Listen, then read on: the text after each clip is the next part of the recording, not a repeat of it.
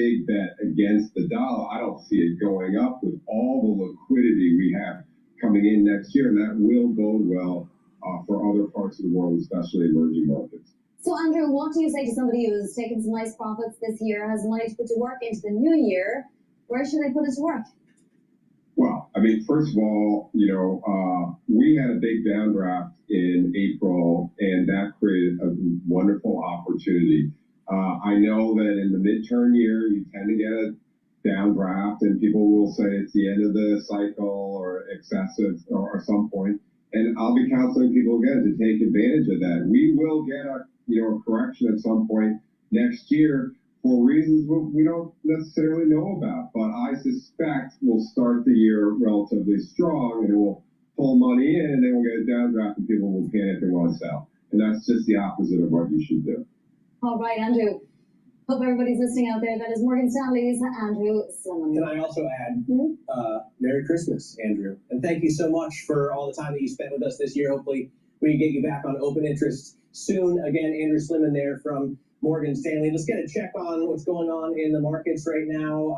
We are only about 10 minutes into the session, but looking at gains about 0.4%. So we're up about 30 points right now on the S&P 500. This is the move screen, I think, the most dynamic way to look at stocks on the Bloomberg or indexes on the Bloomberg. You can see the breadth is very positive to the upside. 370 stocks gaining, only 132 down. And the NVIDIA story, Reuters reporting earlier that they're going to be shipping more chips to China than previously expected, helping that stock up 1.2%. Not a huge jump, but it adds 6 points to the S&P 500. Tesla also doing well on a story that the pay package, believe it or not, Elon Musk's massive pay package before he had a really massive pay package has been okayed in Delaware by a high court there. Meta and Palantir up as well. Apple, Microsoft, Google, Broadcom, Netflix, all to the downside. So this chunk of the Mag 7, if you'll, I guess,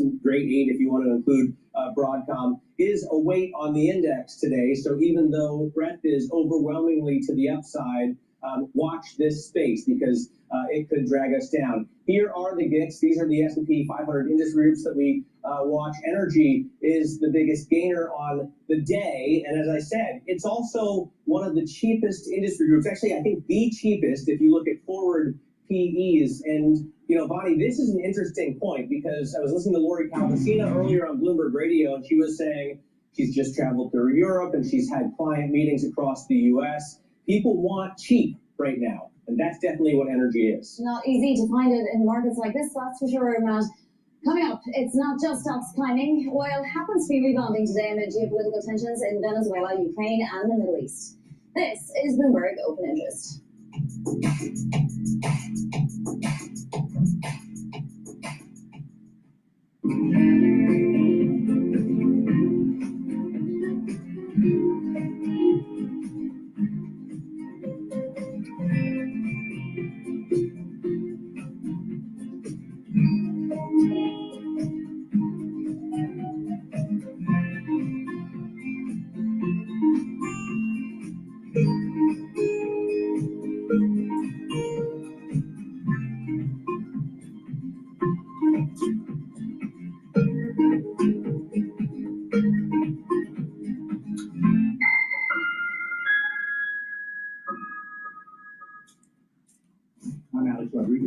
And I'm Jason Kelly, and we're back with another season of The Duo, with athletes and entrepreneurs who are changing the game on and off the field. Jerry Jones. Hello, this is DrPaulCottrell. We are live streaming on Rumble, YouTube, and simulcasting on X Spaces. You can also watch both versions of the live stream on my website, the-studio-reykjavik.com. Please share the links, ask your social media to follow me. There's lots of ways to follow the work that I do. All this is for free. Please help support by sharing the links and asking your social media to follow me. You can follow me on X and GETTR, Substack, TikTok, YouTube, Brighteon, Bitchute, and Rumble, Patreon. So with that, what we're going to do is listen into CNBC.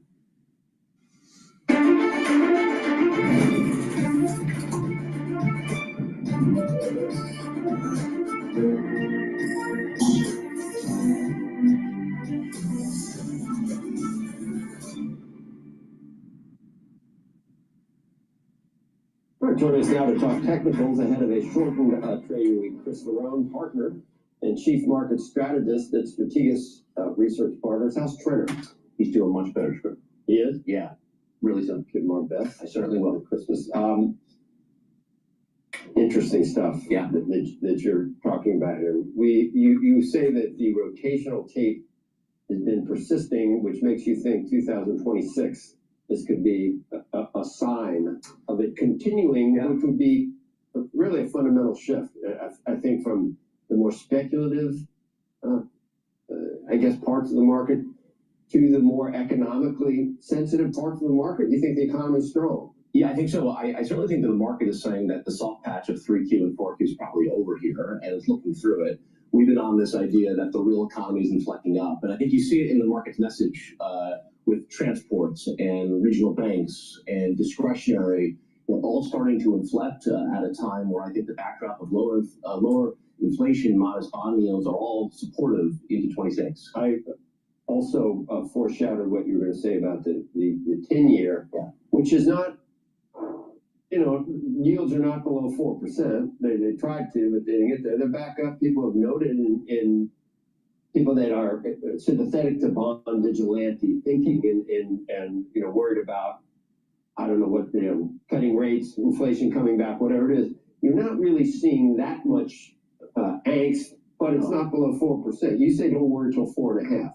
Yeah, and I think you got to be a little careful what you wish for. I'm not sure we want bond yield a lot below 4%. What would that say about the economy into 26 if you had yields at 3.75 or some number like that? If you're going to get alarmed about bonds, look more globally. I mean, German 30s are breaking out, Aussie 10s have broken out, CAD 10s are higher. So it's not really U.S. where I think the angst on yields should be. It's more global here. All right, so then that's not something you're concerned about at this point. The rotation that you're seeing into the real economy stocks is not just in the United States.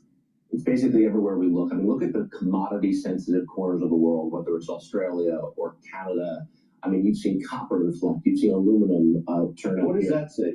So you just said that you worry about bonds and other rates going lower in other countries because they're not as strong, I guess, relative to the U.S. But there's a global upswing going on in economies around the world. I think, Joe, it's important to remember that most central banks have been easing for the past 15 months. So the lag benefits of that are now starting to show up in the industrial economy. The commodity market, I think, is a very appropriate reflection of that here. I mean, look at the long-term charts on copper, major breakout, aluminum, major breakout, all the related issues, the Freeports and the Rios and the Valets and the BHP have turned up everywhere. So I think there's industrial momentum into 26 that is finally starting to migrate over to the U.S., where you've seen, again, stuff like transports waking up for the first time in 3 years. They've been off the playing field. The fact that we have regional banks getting involved here, I think, is a reflection of a steeper curve. That's good, not bad. The discretionary stocks are also still playing nicely in this environment. So when you look at kind of the real economy signals into 26, I do think it suggests there's this handoff away from just the speculative corners of the tape to something more real. And you don't try to figure out why it's happening. You just see that it is happening. Is there anything to the notion that they're reshoring that we're trying to do is starting to happen? That companies are coming back here because it's easier to make things here? So I thought about this a lot with respect to the commodity call in particular. And you could have 3 or 4 reasons why commodities are up right now. You could say, listen, in fact, the cyclical momentum is improving. That's certainly reasonable. You could say it's resource hoarding. That's certainly a reasonable view here as well. You could also say this is the raw material necessary for the next leg of the AI story. So I'm not sure which of those 3 reasons is correct, but I think if you're the stocks, it doesn't matter. The stocks are blunt instruments, and the stocks are responding to it irrespectively. So again, whether it's Freeport finally starting to work, Southern Copper just breaking out, I mean, these are very powerful price signals that I think the economy is on pretty decent footing into 26.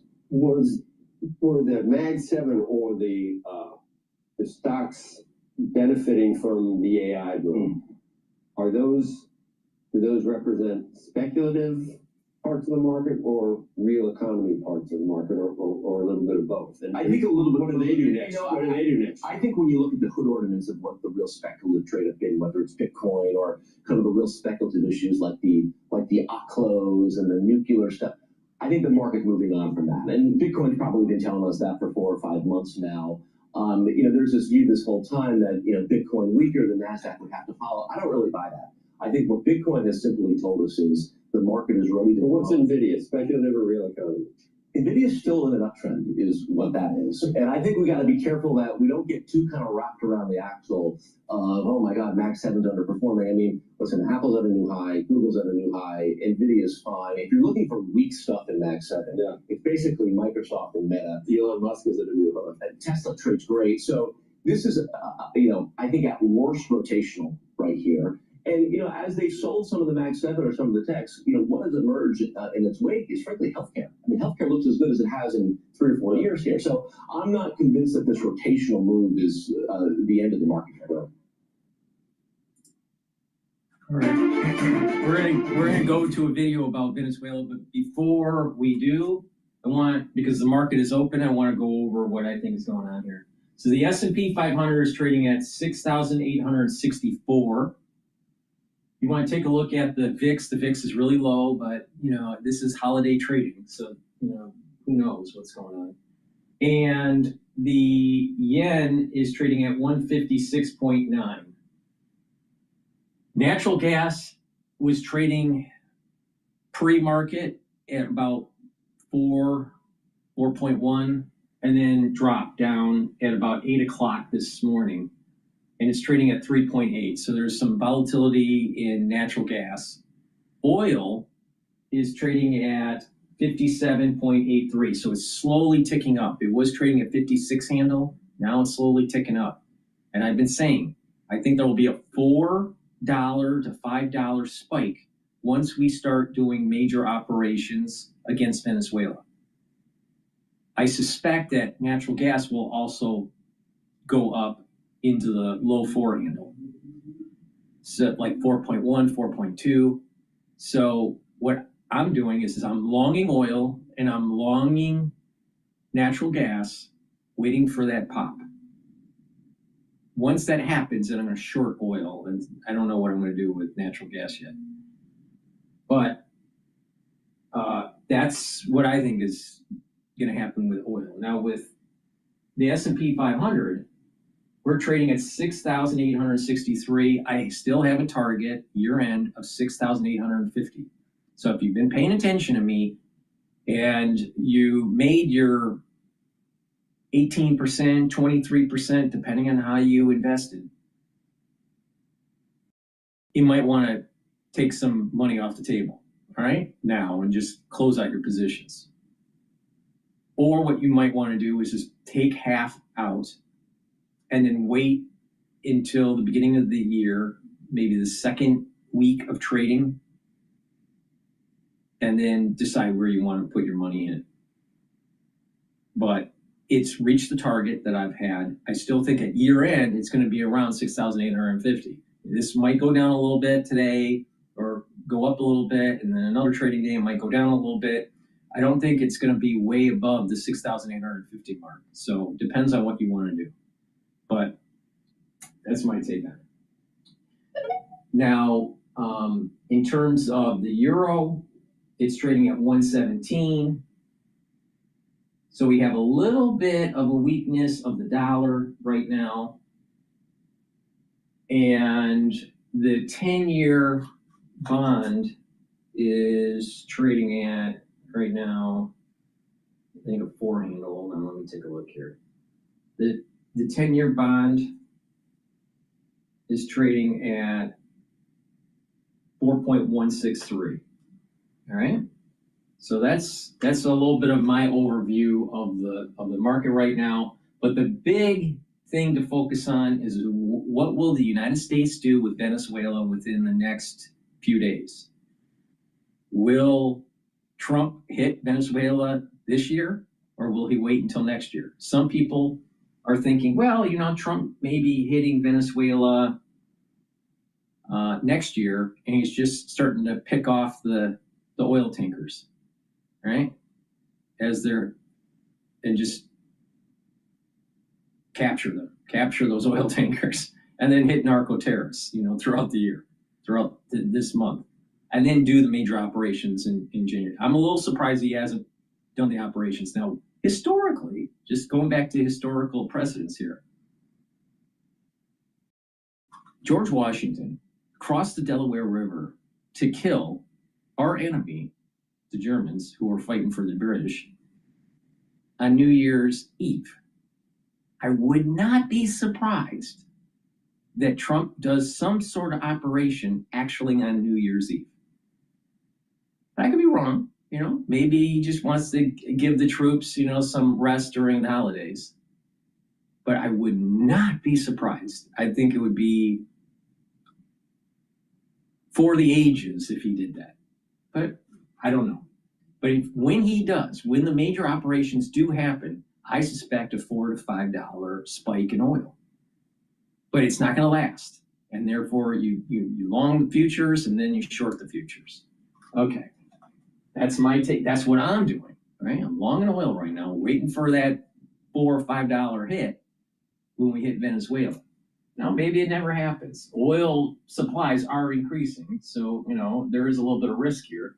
But with financial trading, if there isn't risk, there isn't reward. So you just have to engage the risk. If you're always going, oh, I'm afraid of the risk, then you just should not be trading at all. But, you know, if you can digest some risk, then trading's okay. So don't worry about it. All right. With that, that's my take with oil and with the equity market for the S&P 500.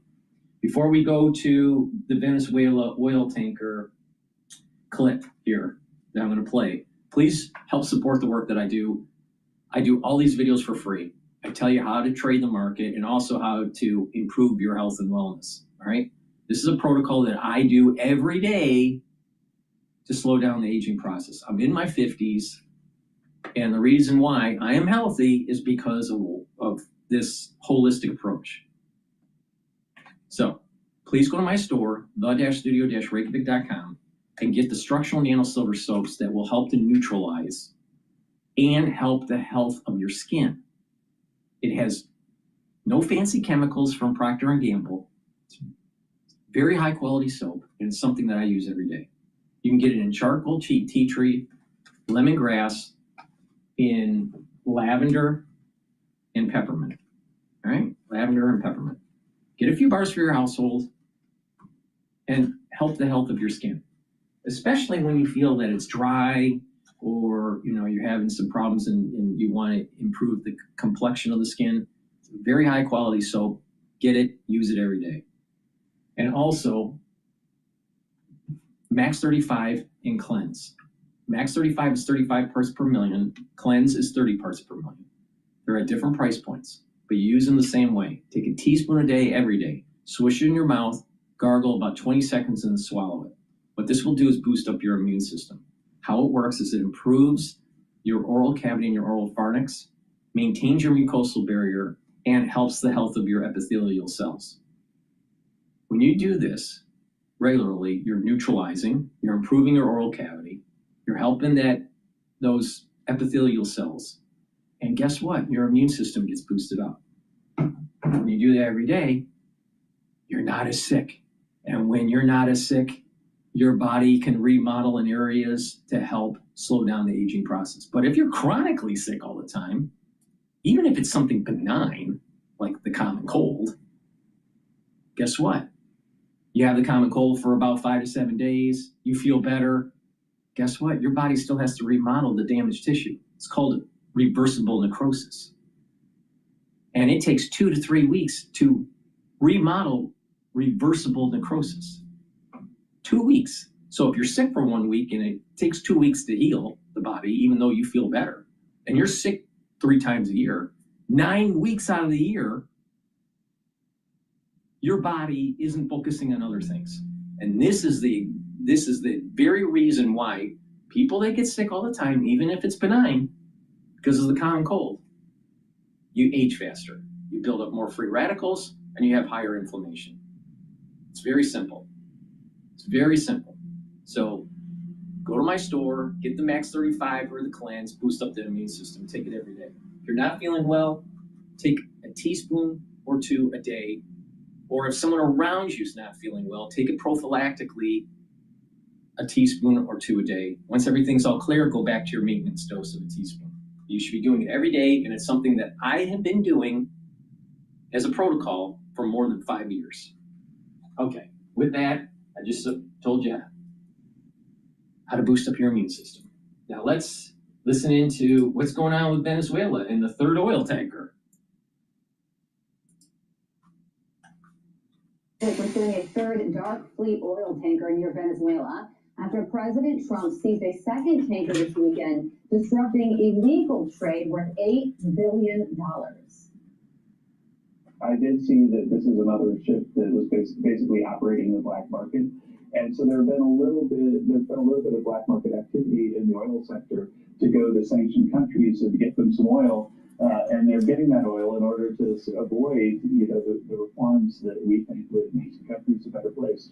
And so it's not a lot of oil compared to world supply. And so I don't think that people need to be worried here in the U.S. that prices are going to go up because of these seizures of these ships. There's just a couple of them, and they were black market ships. Former Deputy National Security Advisor Victoria Coates joins me now. Victoria, great to see you as always.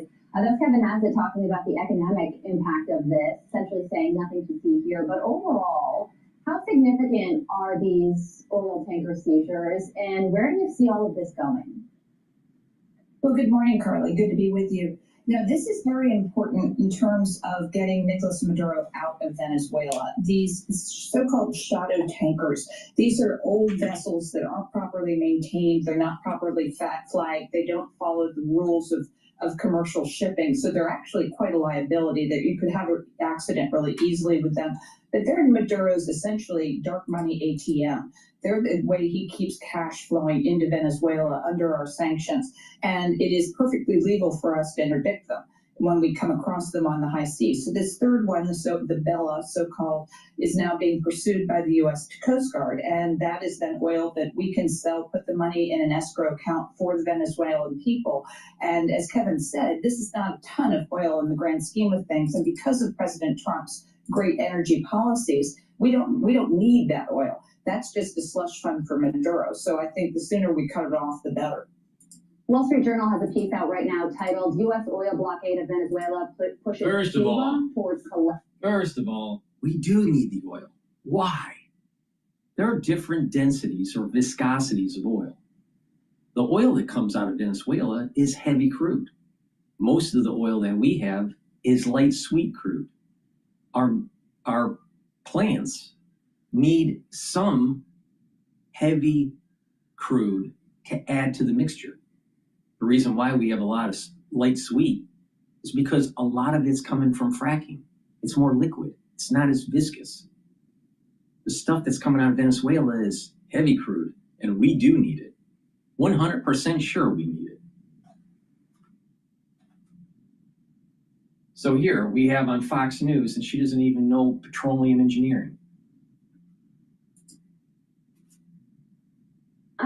The communist-ruled island was already suffering from food shortages, blackouts, and an exodus of people. Now it faces the loss of cheap oil from Nicolas Maduro. Do you think that's the ultimate goal here, Victoria, to collapse these anti-American regimes, first in Venezuela and then second, much closer to home, in Cuba?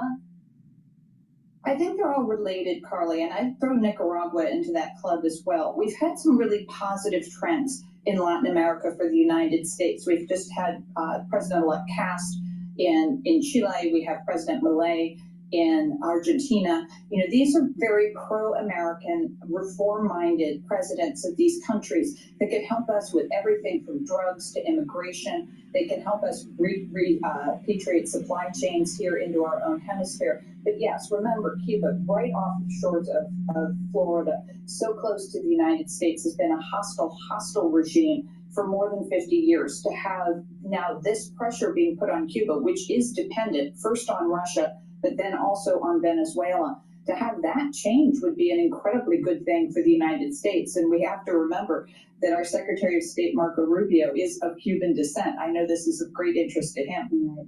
That's a great point there on Marco Rubio and his personal interests when it comes to Cuba.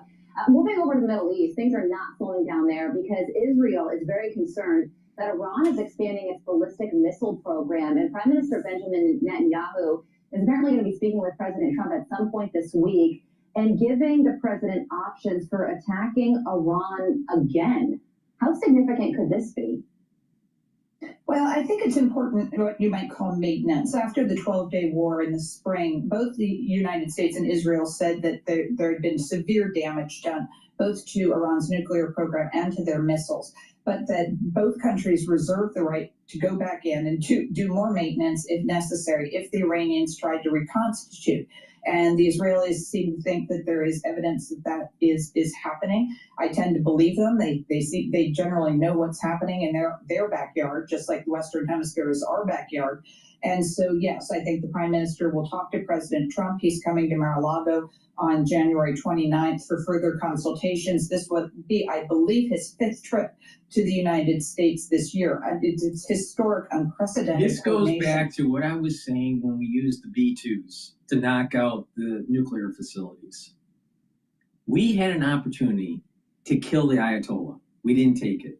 Israel had the opportunity to knock out the Ayatollah, and Trump told Netanyahu not to do it. We wouldn't have this problem if the Ayatollah was dead. See, Trump chickened out. He was worried that something, was going to happen. He chickened out the same reasons why George Bush Sr. chickened out during Desert Storm. Now, just imagine what would have happened if actually George Bush Sr. didn't chicken out. A lot of the problems that we had post 9/11 in the Middle East would have been mitigated. Kicking the can down the road only makes things more expensive, more people get killed, either military personnel and bystanders. The collateral damage increases. And wars today cost a lot more money because we need the smart bombs. Because heaven forbid that you have collateral damage. And our military is saying, you know what? We spent a lot of money building an armory of smart weapons, but we need some dumb weapons now because it just costs too much. And that the moment you start doing a large push militarily, you burn out all of your supply. Oh. Can we literally afford every time we launch a missile $2 million or more compared to a few tens of thousands on a dumb bomb? So here's the point I'm making. Because we didn't finish the job when we knocked out the nuclear facilities and let democracy flourish in Iran, because they have a very large secular society that is against the Ayatollah, that's against the theocracy. Let that flourish. No, we have to make sure that Netanyahu's still, or that the Ayatollah is still there, so Netanyahu can, keep on having his war in the Middle East. If you knock out the root cause, Israel won't be fighting anymore. Well, if you keep the root cause there, Israel always has a reason to fight. So we have to, what we should have done was knocked out the Ayatollah. We didn't. All right. So now we have problems again with the Ayatollah. Amazing how that works. Between the United States and Israel, and then Right. judging from the success. So if this starts ramping up, this was the main point I was making.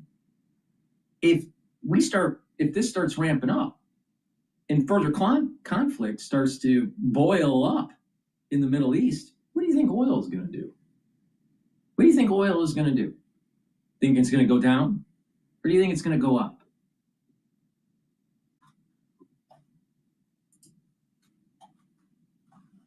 If there's more action needed on Iran, I would judge that they're going to be successful. Former Deputy National Security Advisor Victoria Cote, thank you so much for joining us to break down both of these important topics. Okay. So I'm Steve Juicy. what I want to do before we go to the $11 billion arms move and how this is a deterrence against China, I want to talk about Bitcoin really, really quick here. Bitcoin's trading at 90,000. If you've been paying attention to Bitcoin, it's been bouncing around. It's going to like 90, 91, and then drops back down to 87. And are there buyers at 100,000? Will there be buyers at 150 or 200,000? See, as Bitcoin keeps on going up, who's going to buy it? Sure as hell ain't going to be the retail investor. Well, you can buy fractions of a coin. So maybe we're seeing an S curve in terms of demand for the product. And that 100,000 is like the magic limit. Now it could go up more, but you got a lot of whales that are manipulating the market. What's the probability that Strategy, the company that buys Bitcoin and is financing it, they basically take loans out or sell bonds, sell corporate paper to buy Bitcoin? What's the probability that Strategy in the next 5 years is bankrupt? Probably pretty high. Especially as Bitcoin keeps on going up and then all of a sudden there's no buyers. All right? We're kind of seeing it right now. Where's the buyers? The ETF wrappers, people are bailing out of the ETF wrappers. So I'm very, very, very, very bearish on Bitcoin. All right? I made some money on Bitcoin. But the thing is that it's a manipulated market. And the thing is that it's not worth the risk. You're better off trading oil. At least you understand that. At least you can see it. You can see a barrel of oil and how it's either increasing inventories or not. You can understand how it's used in the economy. How is the Bitcoin used in the economy? If someone says, oh, it's going to be a storage of value. How can you be a storage of value when it's volatile?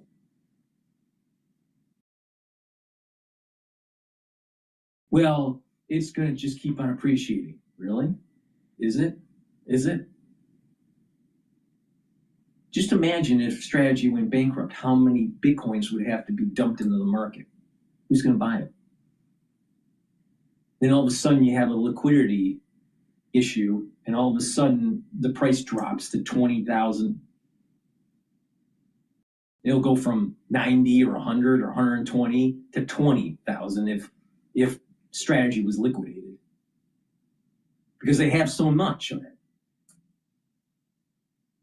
And then the behavioral finance with investors that bought before the crash of Strategy, what would happen? They will never buy Bitcoin again if they were burned from, let's say they bought at 90 or 100 and then it went down to 20,000 or less. You think an investor would go back in? That's not how investors work if you really analyze the behavior of the retail investor. So I personally think that Bitcoin is a scam. Can you make some money? Very short term. But it's not something that is a long-term thing. It's too volatile. But you can, it's a storage of value. Really. Try to buy a pizza with Bitcoin. Try to sell a pizza with Bitcoin. What do you sell it at? It changes so rapidly. You're either losing money on your pizza that you're selling or you're making money on the pizza you're selling, depending on the movement of the currency. Currencies that move in a volatile way are not, let me repeat, not a storage of value. Now, how is Bitcoin any different than having a printing press that is designed in such a way that you're printing monopoly money, but you can only print 2 million, $1,000 bills of monopoly money? And the moment that you print 2 million monopoly bills, the printing press stops and you can't, it doesn't print anymore. How's that any different? And we're to believe that we're going to buy Big Macs with monopoly money? That's exactly what Bitcoin is. All right. Please go to my store, the-studio-reykjavik.com. If you're 40 years of age or older, your cellular metabolism doesn't function as properly. Let me tell you how to reboot it. Vitamin B complex. Vitamin B complex, the first 4 B vitamins, helps the electron transport chain within your mitochondria. That will help to boost up your ATP levels, which is an energy source for your cells and your tissues. So you're going to have more ATP, you're going to have healthier mitochondria. Super important, because when you age, your ATP goes down, the health of your mitochondria goes down. So you want to boost up that mitochondrial health and boost up those ATP levels. Vitamin B complex will increase your cellular metabolism, and vitamin B complex has vitamin B12 to help to protect your neurons. You want to maintain that myelin sheath, and when you do that, your neurons, your nerves will conduct faster. That means that your cognition's faster. That means your memory's faster. That also means that your kinematics are faster. If you notice, older people, they move slower. Now, you ever wonder why that is? Part of it is the way their cerebellum is starting to deteriorate. Part of it's the midbrain is starting to deteriorate, but it's also the myelin sheath of the nerve. And it's not conducting properly. You want to protect that. You can do that by getting the vitamin B complex from my store. I just told you how to slow down the aging process. All right. Let's listen in how we're going to deter China. Welcome back. We've got breaking news this morning. China's foreign ministry claims that the U.S. violated international law after intercepting a China-bound oil tanker off of the Venezuelan coast. This comes just days after President Trump announced a full blockade of all sanctioned oil tankers traveling in and out of Venezuela. The U.S. reportedly pursuing a third sanctioned oil tanker as well on Sunday. Joining me now is GETTR Institute senior fellow Gordon Chang. Gordon, your reaction? Well, Merry Christmas. I think that the Trump administration is doing the right thing. For decades, the international community, through the Security Council of the UN and through other bodies, have imposed these sanctions on various bad actors, but has very rarely enforced them. Kudos to President Trump for saying, look, we're going to enforce the rules. Because if you don't enforce the rules, what's the point of having them? So this is a significant turn, not only for Venezuela and the United States, but for the international community at large. Yeah, I mean, look, China says the U.S. violated international law, but the Trump administration has been very clear about what it is doing around, in and out of Venezuela. Yes, and what we're doing is we are going after tankers that have changed their names, that have done sailing under false flags, all sorts of bad acts. And of course, the oil is sanctioned in the first place. So this is important. We've got to remember fundamentally that Venezuela is a narco state. It has assaulted the United States in various ways. And President Trump is saying, look, we're just not going to put up with this. And this is really important for the international community to see President Trump exert political will to enforce aims that are not only great for America, but also great for the rest of the international community and world. Yeah, so is China supporting Venezuela, or is this that China was there at a time that the U.S. is getting deeper and pushing back further against Venezuela? China has consistently supported Venezuela, and we've seen this over the last several months with all of these rhetorical statements. China now believes that it can sort of divert the Trump administration by creating problems in Asia, but I don't think that that will be successful because China knows ultimately that it cannot stop these seizures of tankers. It doesn't have the military power to do it. So China is going to bluster, but at the end of the day, the Trump administration is going to exert its will. Yeah. Meanwhile, the Trump administration has launched a review of NVIDIA's latest batch of advanced H200 AI chips. This could be the company's first shipment to China, which President Trump apparently is allowing, something President Trump said he would allow NVIDIA to do. I spoke with the CEO of the... Looks like it's swole season. Gotta keep up with SoFi. It's stacked. Really? How much can it lift? It can help lift you to financial independence. You can earn more money on your money. What? With SoFi Bank's highest savings APY. What? Open a SoFi checking and savings account to get up to 4.30% APY. NVIDIA to do. I spoke with the CEO of NVIDIA, Jensen Huang, last month on competing in China, and he was all in on sending those chips there. Watch this. I hope for NVIDIA to be able to go back and compete in market in China. In the last 4 years, the administration really set us on a path that really backfired. The policies have really backfired. From a 95% market share in the China market, which is one of the most important markets in the world, when President Trump left office, NVIDIA's market share in China is now 0%. I hope we're able to revert back to the policies of the Trump 45 administration and get back into the market and compete. What do you make of this, Gordon? Look, I mean, China's chip manufacturers are reportedly working to upgrade production equipment to bypass the global export controls. But we know that the president said, we think it would be okay for NVIDIA to send those chips to China. What are your thoughts here? Jensen Huang will say anything to sell chips to China. The important point here is that China was always going to get to the point where it would not buy American chips. This is the Made in China 2025 plan, and this has been a number of plans that China has publicly announced. So Jensen Huang is wrong to blame the Trump administration for the drop in NVIDIA's sales in China. This was always going to happen. We do not want NVIDIA or any other company providing chips to China over a period where China knows that its local chips are not as good as America's, and they need something to bridge the gap until they can come up with something better. Now, More Threads just announced 2 new chips, which are almost as good as NVIDIA's. This happened just a couple days ago. More Threads is the Chinese chip company that went public this month. But, you know, China knows that it is behind, and we should not be helping China compete against us. It's simple as that. Jensen Huang has all sorts of interests. The United States' interests are very different from his.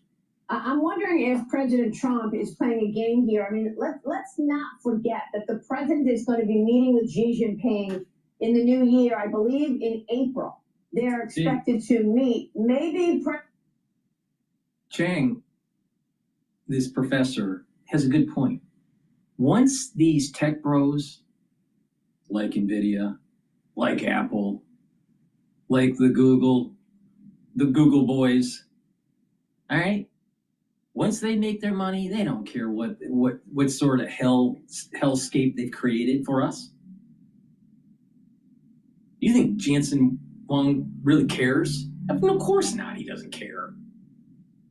He just wants to sell more chips at inflated stock prices to justify those inflated stock prices.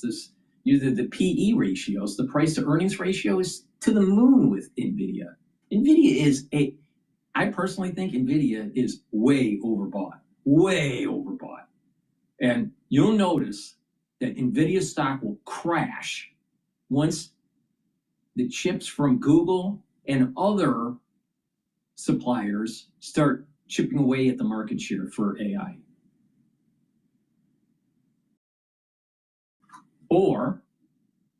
And the demand for building out these mega servers, these hyperscalers, the demand for building those servers starts to decline.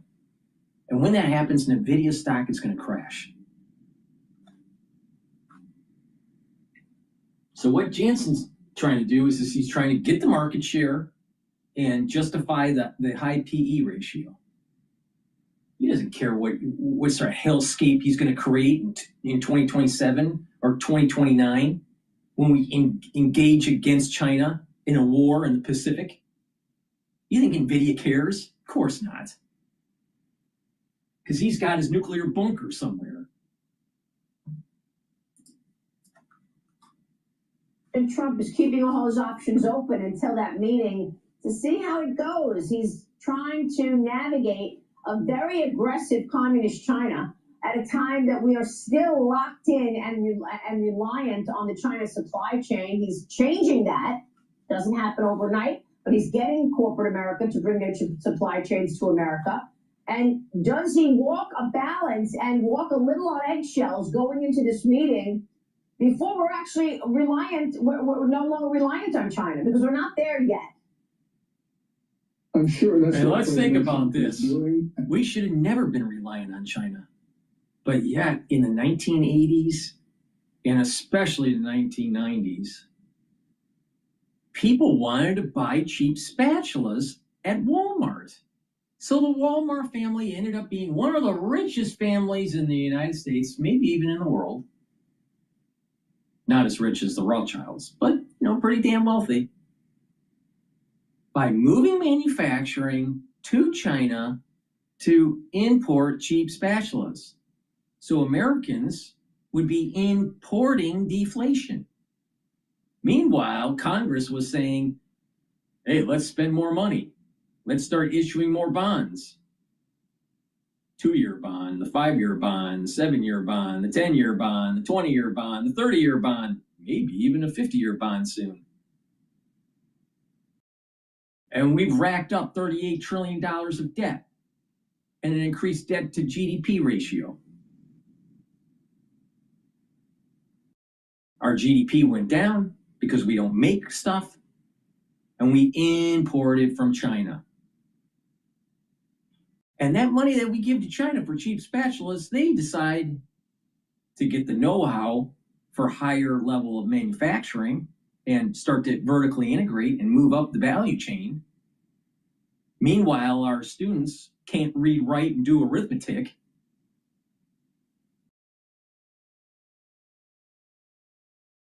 And the money that they have left in China, they buy the bonds that Congress decided to, guess what, have to issue through the Treasury Department because we spend too much money.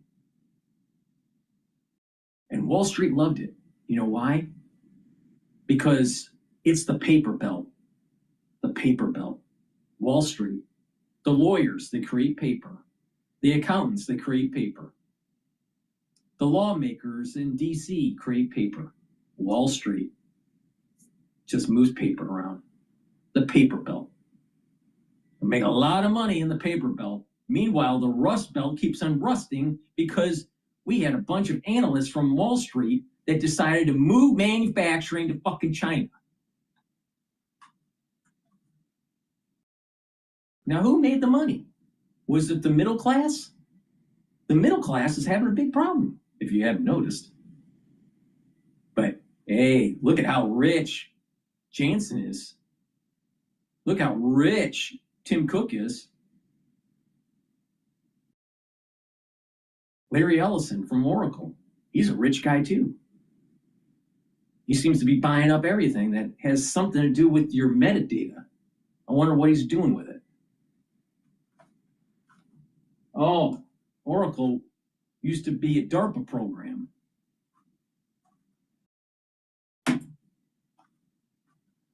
And, we can question the tactics, we can question all sorts of things, but clearly that's the best strategy.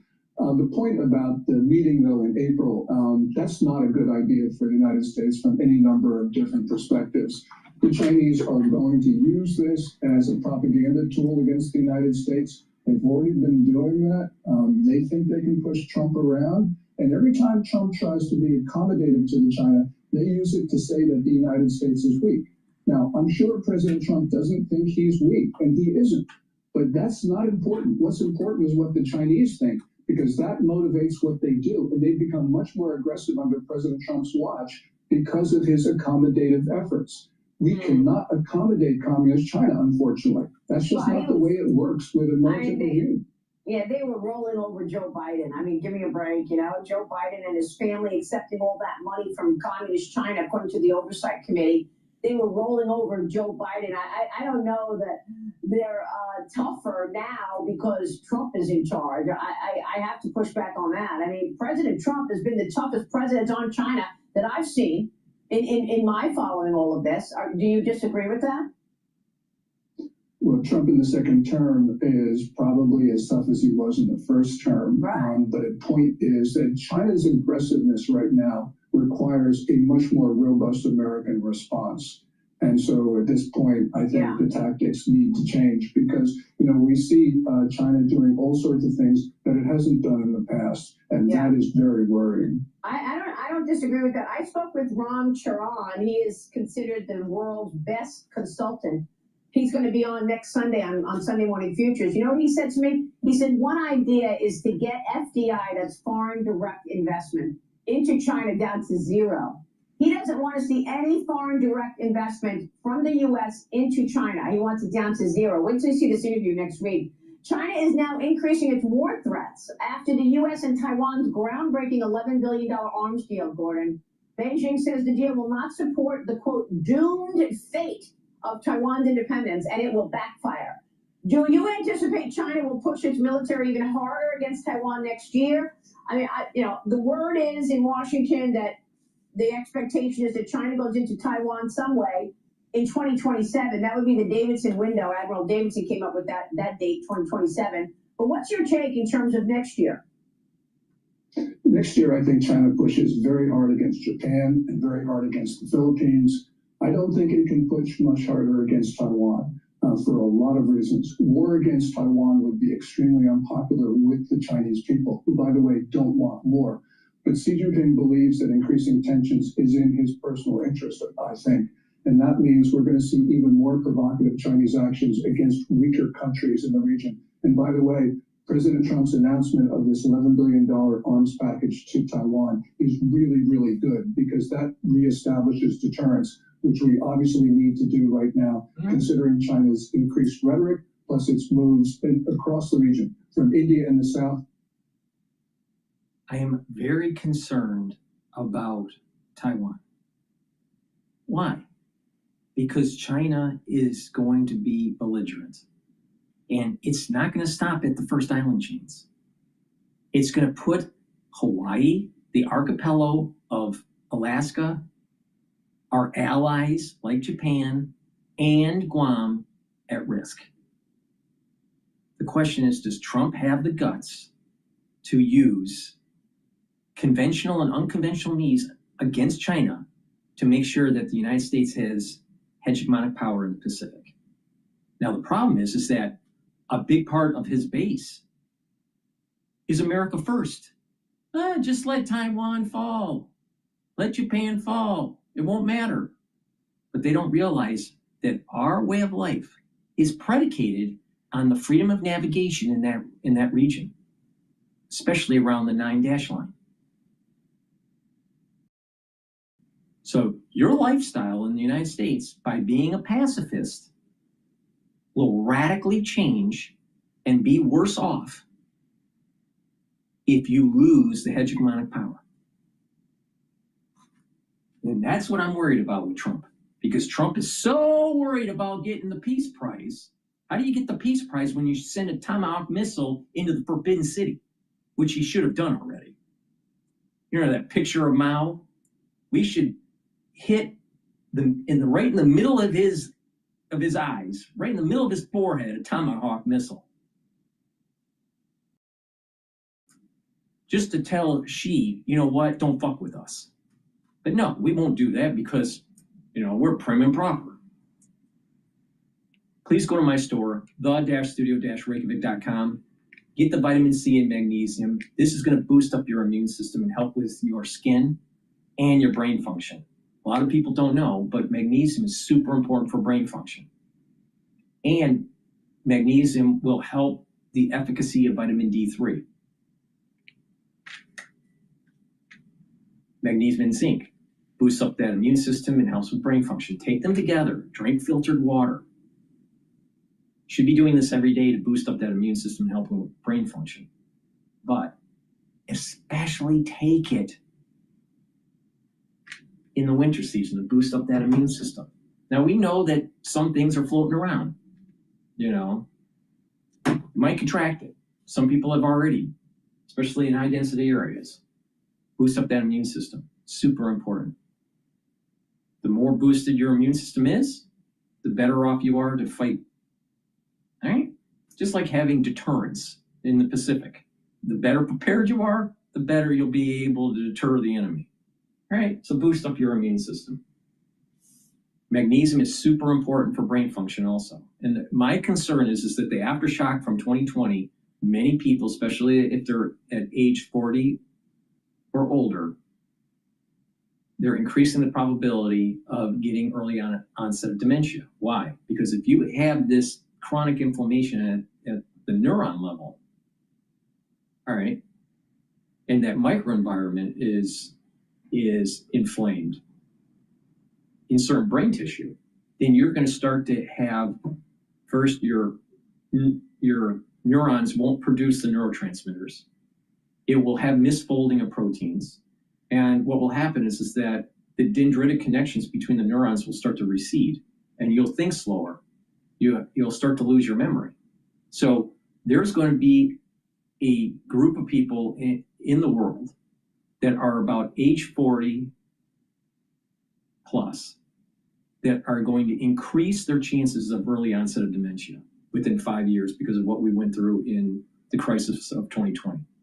So it's really important to keep that inflammation down and to give the micronutrients that your nerves need. What are those micronutrients? One of the micronutrients is the magnesium, right? But also better blood flow. Because these cohort groups that will get the early onset of dementia because of the aftershock of 2020 will fit into 3 different categories. The first category is microclotting, microbleeding, and at the cerebral level. Well, what that will do is that you will have poor blood flow. And when you have this poor blood flow, it's going to be ischemic, and it will lead to brain tissue to slowly die off. Because it's a microclotting, microbleeding. All right. Now that's due to that inflammation that's taking place at the vascular level. All right, and in the microenvironment around your neurons. So one group will get ischemic and lose brain tissue. So about 30% of people that are 40 plus years of age, in 5 years, 30% of 40 years that are or older will end up getting some level of ischemic dementia. Now there's a spectrum of it, a low level and a higher level. But the totality, the amalgamation of all those individuals, 70% of the 30% will get ischemic dementia. Now this inflammation that is taking place around the neuron will also prevent the neuron from breaking up proteins that are misfolded. And when proteins are misfolded, certain proteins, if they have a high beta sheet concentration, will start to stick together and they start to accumulate. This is called amyloidosis. 24.9% of the cohort group that's 30 years, that is 40 years of age or older, 40 years of age or older, 30% of them will get some sort of early onset of dementia. 24.9% of the 30% will end up getting amyloidosis within 5 years. All right. So it's really important to keep the inflammation down to prevent the misfolding of these proteins and leading to a buildup of plaque, which will manifest itself like Lewy body or Parkinson's or Alzheimer's. Now, that 40-year-old plus, 30% of them, 0.1% of the 30% will end up getting prion disease. So there's a very high percentage of the 30% that are 40 years of age or older that is going to get ischemic dementia of some level. Some minor, where it's just recall of memory is a little difficult, to something much more severe, where you can't even wipe your butt. All right? And then you have 24.9% that will of the 30% that will end up getting amyloidosis, which is very similar to Alzheimer's. And then you're going to have a 0.1% that's going to get prion disease. Now, that's because of the aftershock. Now, why is it happening? It's about inflammation and poor blood flow.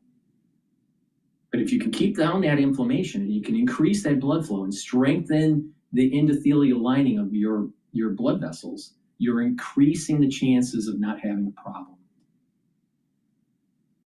So it's all about mitigation. All right. All right, what's next here?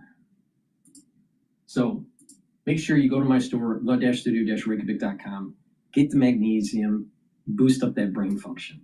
All right, the healthier your neurons are and the better the microenvironment you create, and you bring down that inflammation, soak up those free radicals, you're reducing the probability of the misfolding of the proteins and having a problem.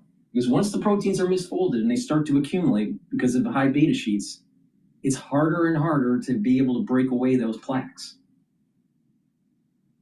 And that's the reason why Alzheimer's, once it gets too far down the road, it's hard to treat. Okay. I want to listen into CNBC talking about President Trump here.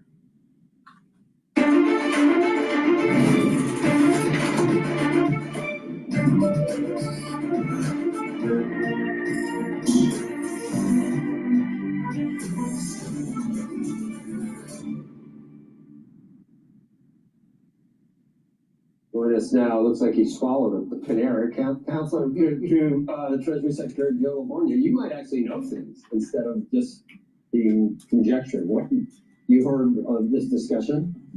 Yeah, I mean, there are four great candidates. I mean, the street is very familiar with all four, and they'll all be very good. And Steve is exactly correct. The secretary has done a very thorough process and is going to give the president that list. He's given the president the list, and it's the president's decision at this point as to who he wants. And whoever is ultimately chosen, I think, will be very effective. You know, you're going to walk this. You're not going to give any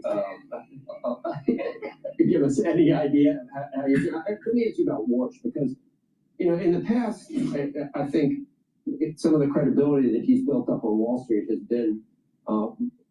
I guess the perception that if he had to raise rates, he would raise rates like crazy. And I think he's been critical of the Fed and the recent policy moves and really how powerful the Fed has become, how transparent the Fed has decided to be. He thinks that how did he get back in the big graces? Well, some of that stuff, Joe, is from a long time ago. And I think really in any of these instances, if the Fed needs to raise rates, they'll look at it holistically.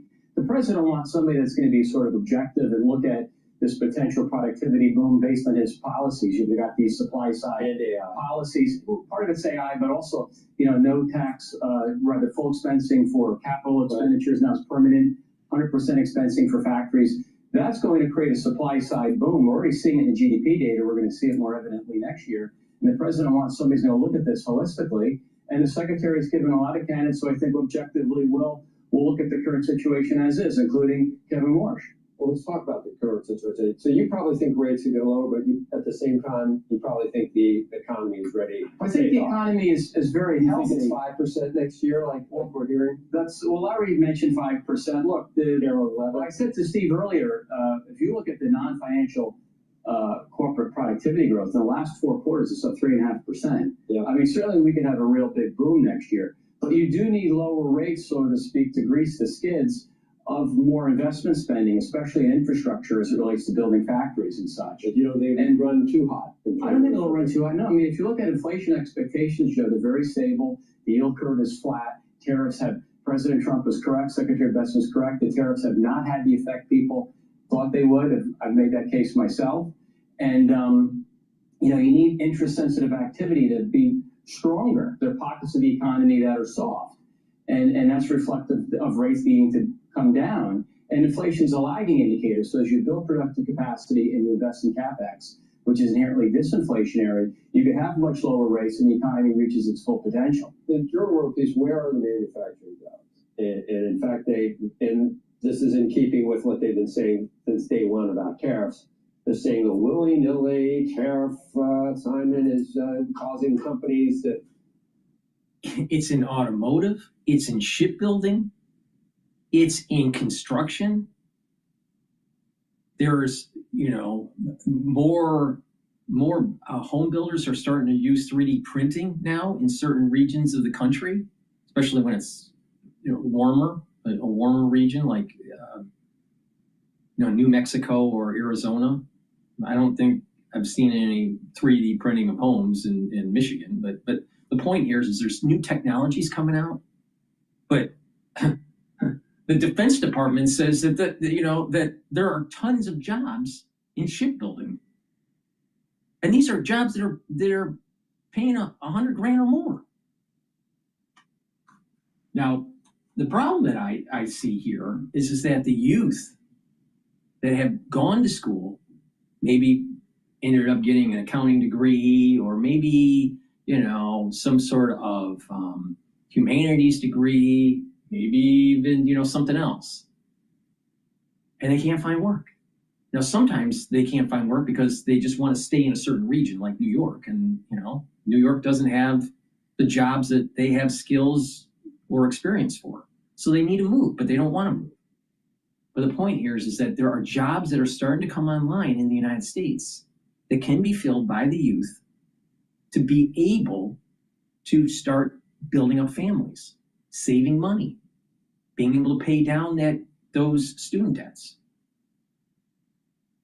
They don't want to do it because they have this mentality that, oh, they're too good to actually work in a shipyard.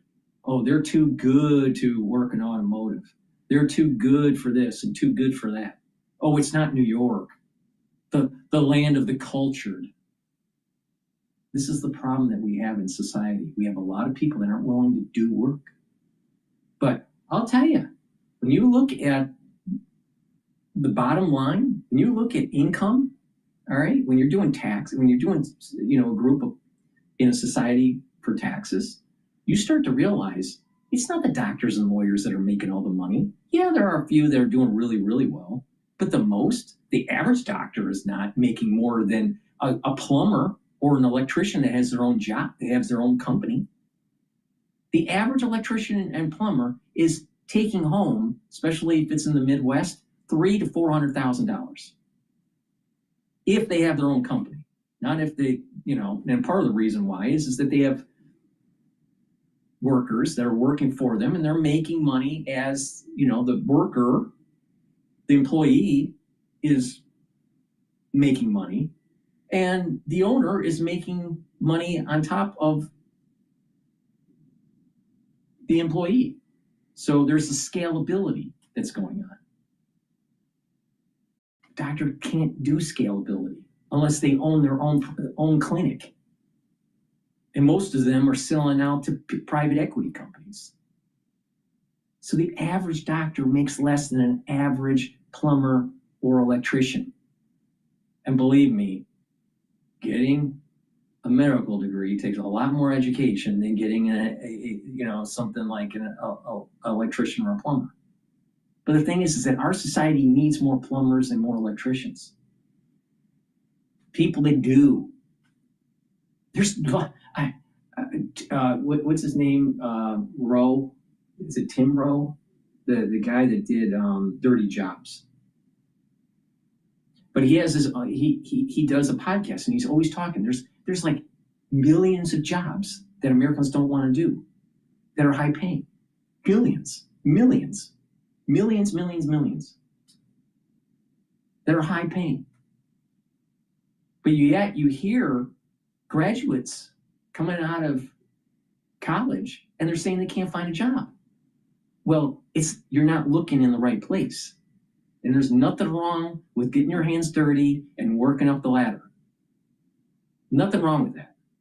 And actually, that's the ethos of America.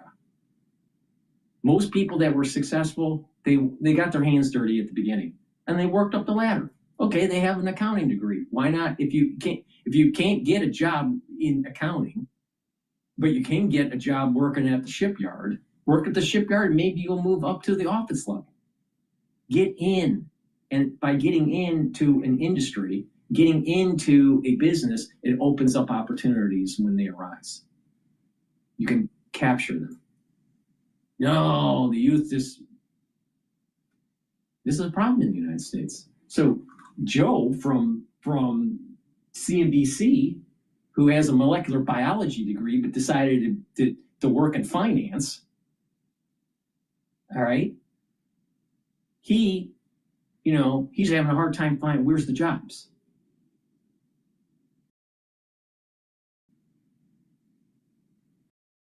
But the dirty job guy, he's saying there's millions around. And he has a podcast talking about it all the time. I think it's Micro, that's his name, Micro.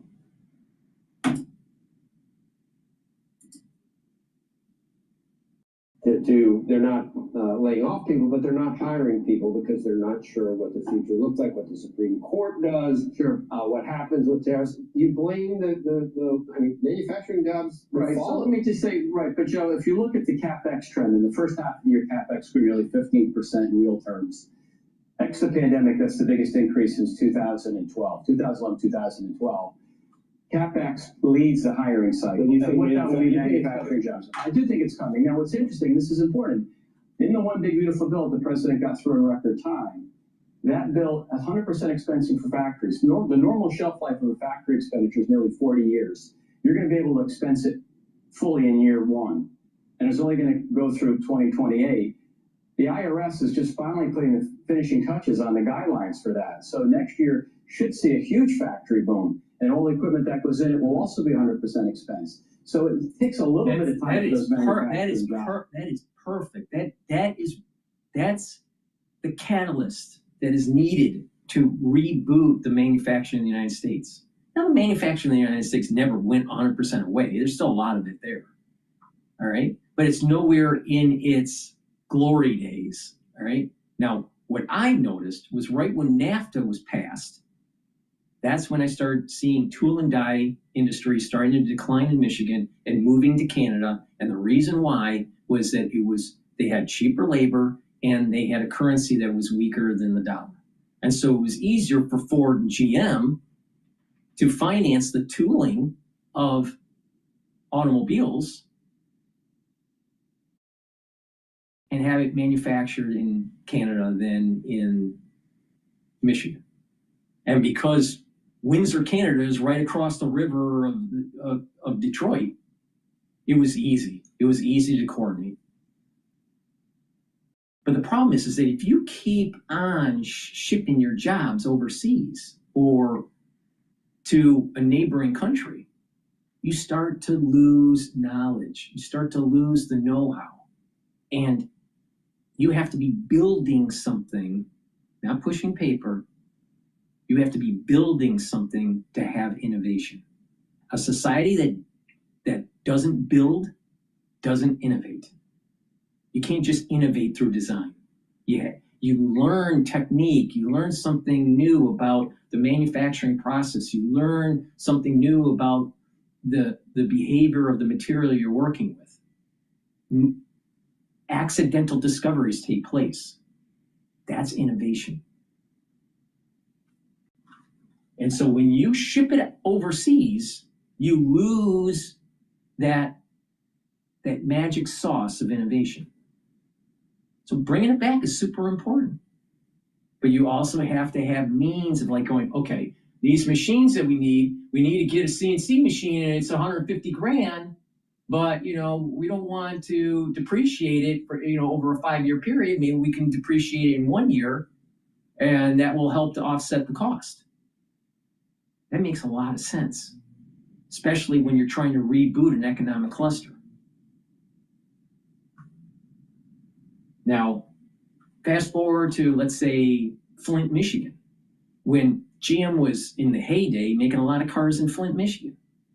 And all of a sudden, GM was starting to sell less cars. They decided to pull out, close plants down. The tax revenue of the city started to go down. The municipality started to have problems with their water. Social services started to decline. and there was a white flight out of the city, and who was left? The poor. The economic cluster died. Why? Because GM was having problems with selling vehicles that came from those plants. People didn't want those cars anymore. They were making big cars, and everyone wanted a race burner from Japan. So GM was having a hard time adapting. So, it's not just shipping the jobs overseas, it's also realizing that you need to keep pace with the changing demands of your customer base. GM was late to the party. They thought that they could just make whatever they wanted. On top of, there was a little bit of a problem between management and GM and the United Auto Workers and the union. So it's a complex problem, especially in automotive. But to fix what is happening in the United States, we have to bring back manufacturing. And don't fall into the trap. Oh, people don't, people, if you bring the iPhone to Texas to manufacture, it's just going to have a bunch of people just sitting there and putting screws in. Guess what?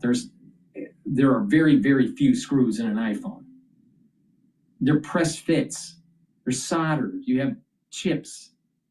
The manufacturing of an iPhone is mostly automated. Mostly automated. But what's important, now, people like Joe on CNBC would say, well, that would mean that there's not that many jobs being created if it's automated. Wrong, wrong, wrong, wrong, wrong. You have to build the assembly line.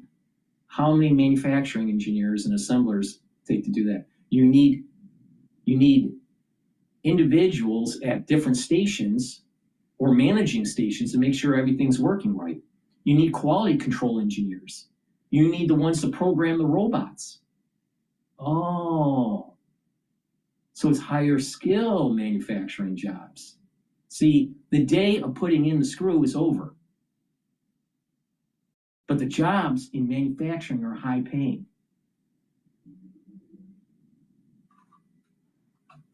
Now, I think Joe, the molecular biologist that decided to be a stockbroker and then end up being a host on CNBC, misses the big point here.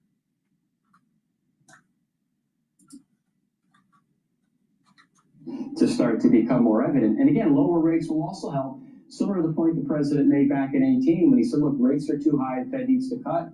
We saw the ISM survey soft, and then of course in 2019 had a boom. The economy grew nearly 3.5%. When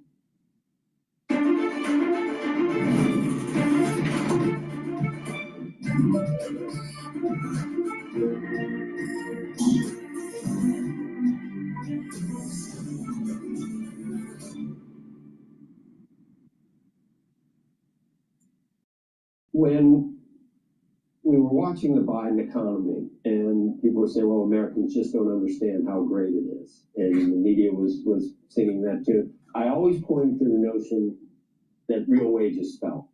That's why people... Yeah, they were down about 14%. Biden represented, and also Clinton, but we also saw it with the Bushes, right, unfortunately, the paper economy. The paper economy, the litigious economy, the Wall Street economy, the create the paper economy. But you import the goods that you need, and then you forget how to make them.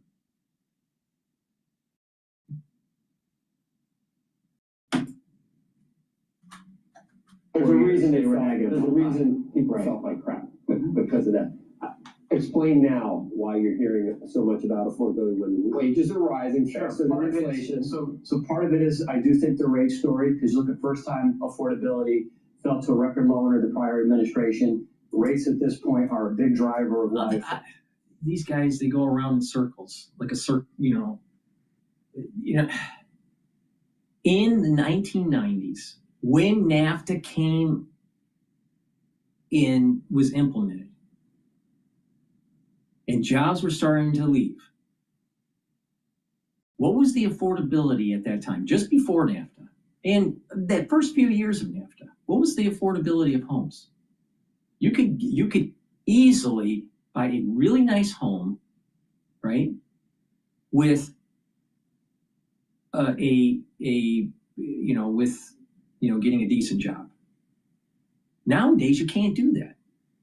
You have to save multiple years, and you gotta, have dual income, and you gotta have a perfect credit score, and still the bank doesn't want to give you any money.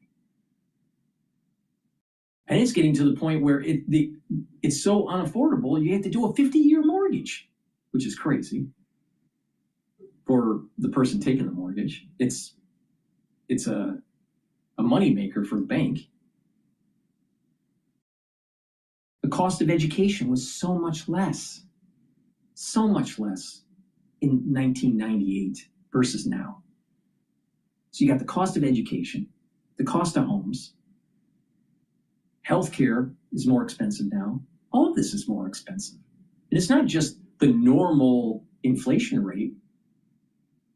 If you took the cost of these things and just had it have an inflation adjusted calculation to 2025 from 1998, the cost of these homes, the cost of healthcare, the cost of education is far greater than the normal inflation rate.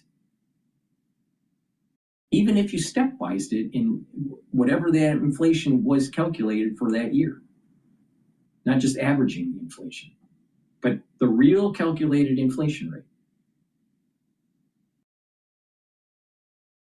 There is a problem there. And part of the problem is when you are investing in assets like stocks go up faster than inflation. So the people that are not in stocks get farther behind. People in stocks get ahead on average. All right. This is the reason why that if you're part of the investor class, you're part of the uptrend of the K economy. If you're not invested in the stock market, you're on the downtrend of the K economy. You have Wall Street that's basically saying, how are you going to make more money so we can, increase your price per share? We'll give you a buy rating if you can increase your sales, or if you can cut costs, or increase your bottom line, or grow market share, or merge with another company. So there is this input from Wall Street to keep on pushing the price up above inflation to justify a high PE ratio. I mean, think about it. Should a company be trading 20 times earnings? When you buy a company on the private market, it's usually 2.5 times earnings. But in the stock market, you may be trading something as 20 times earnings, 15 times earnings, sometimes 30 times earnings. It's inflated. Yet, there's no real justification for it. And so when you increase the dollars from the Federal Reserve, the money's being printed from the Federal Reserve. It's not even printed anymore, it's just typed in a keyboard. When the digits start to increase and the money supply increases, where do you think that money's going? Where do you think that hot money's going? Most of it's going into the stock market to keep it going upward. It's not going into the hands of the individual for a transaction or into their credit card for transaction. The hot money is flowing in to the stock market and bolstering it up. And then that's the reason why when the Federal Reserve says we're going to actually raise rates instead of lower rates, Wall Street has a shit fit and starts selling because it's predicated on inflated money. Now we wonder why the middle class is is upset with the cost of things being so expensive. Now, think about it. Let's say you're the owner or you're the CEO of Toll Brothers or Pulte which is a major housing construction company. And they're on the public exchange. You want your stock to keep on going up. So what do? You buy some land instead of making 300 square feet homes, you're making 7,000 square feet homes. So you can charge more. Now think about it. Square footage is based on empty space. To build a home that's 3,000 square foot versus 7,000 square foot, the materials to build, it's more, but it's not double. It's not triple. Most of the home is empty space. But they charge per square footage, not the amount of material that is needed and the time to build it. Toll Brothers and Pulte are ripping you off.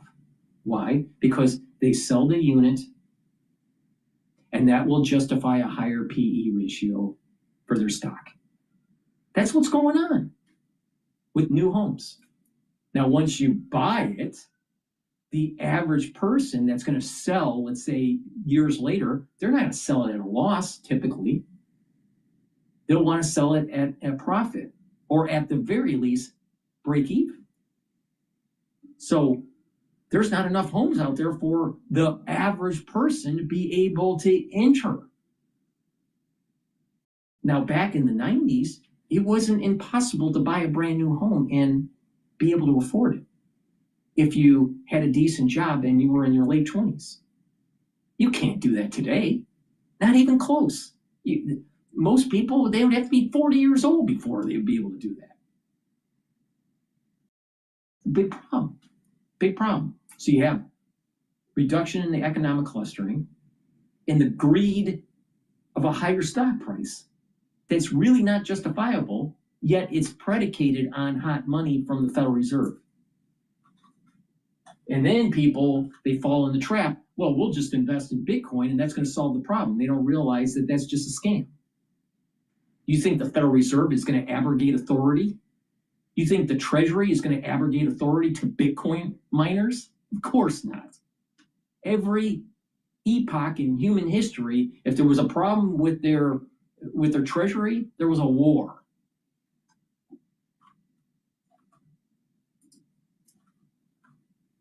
Ability for homes is low. In other words, you need to get rates down.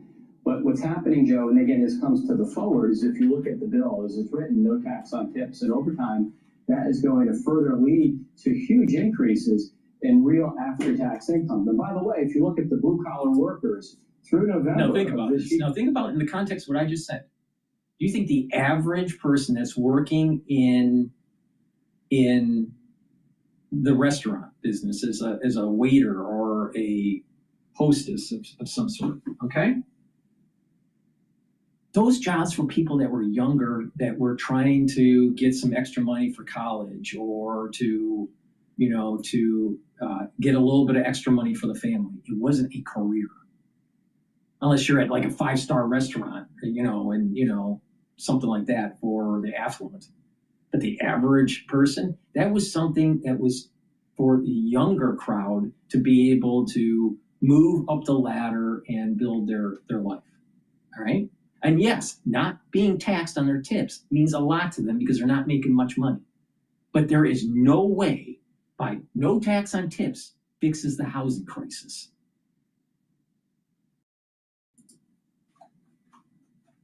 We are up 1.6% annualized.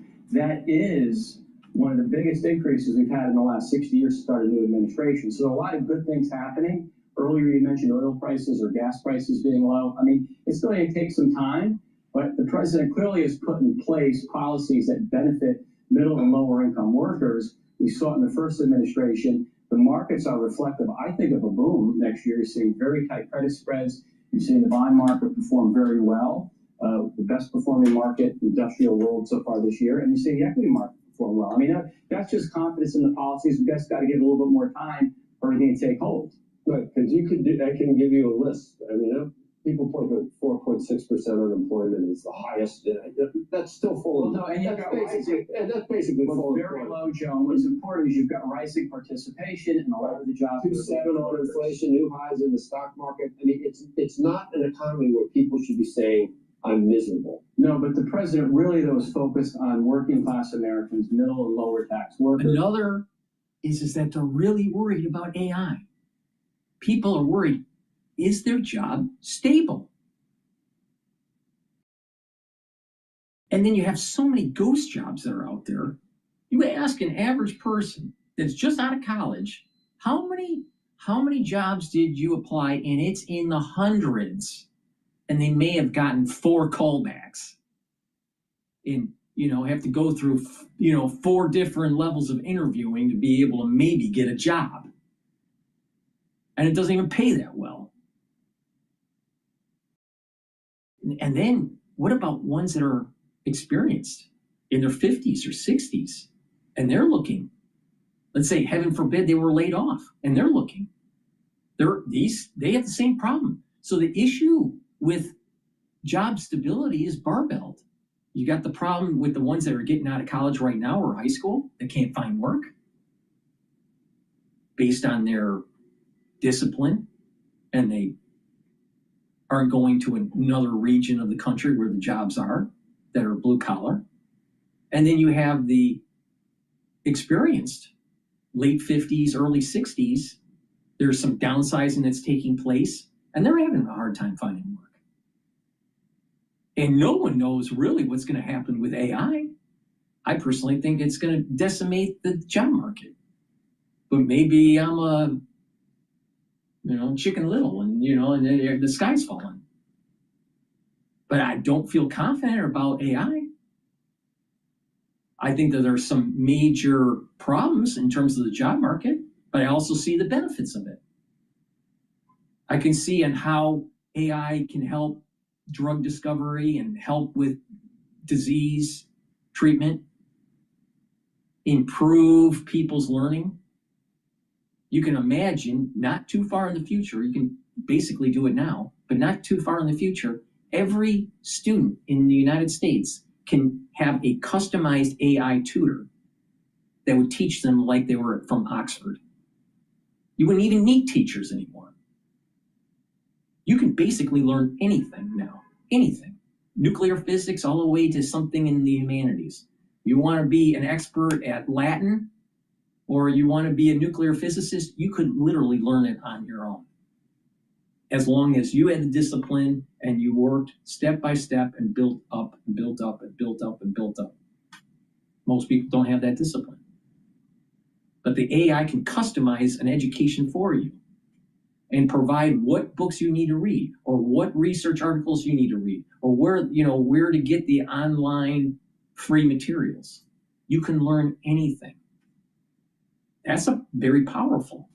We got a school system that sucks, and we have a technology that will most likely make the student more educated.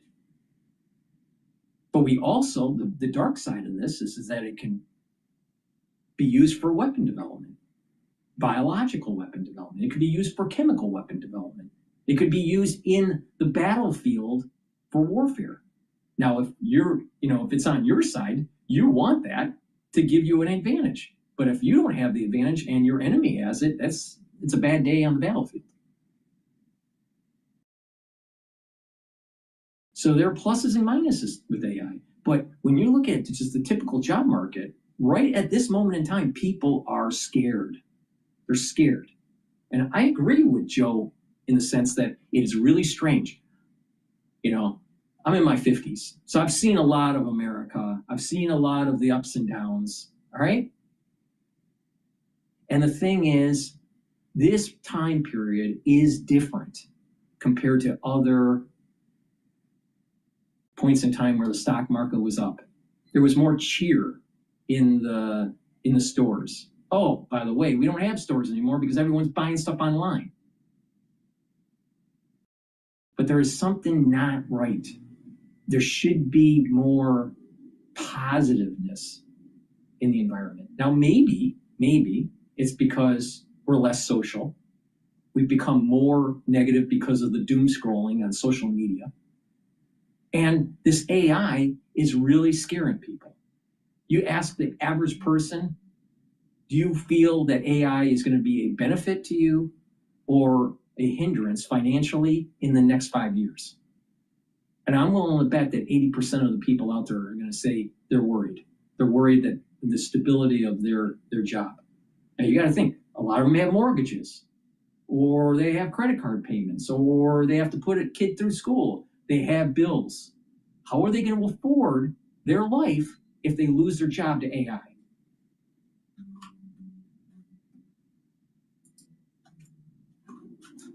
Middle and lower income workers, and this is why they'll get substantial refunds next year. Gasoline prices should go lower. That's money in people's pockets. As rates come down, affordability goes up. I mean, this is really, it's breadth and depth of the president's policies that matter most. Do you think we're going to grow out of the deficit? Is that your idea? If we don't have growth, we're going to have nothing. Can we raise taxes on the rich? We need to have taxes in place that allow us to spend and create the economy that we want. The revenue share of GDP is over 17%. The problem has been on the spending side, and the spending numbers have slowed both in fiscal year and calendar year since the president took office. But I think Andrew wants to. And Joe, just on the tax front, I don't know if you saw that, we were talking about this Mitt Romney piece, not just about carried interest, but really at death, stepped up basis at death. He says it's got to go away. You can't do it this way. There's too much money that's being effectively lost in the system and creates too many perverse incentives where too many people of great wealth are able to effectively live off of loans their entire life for the rest of their life, so that they don't pay those taxes. Where do you stand on that? And at least from my vantage point, I don't think that would actually change the growth story.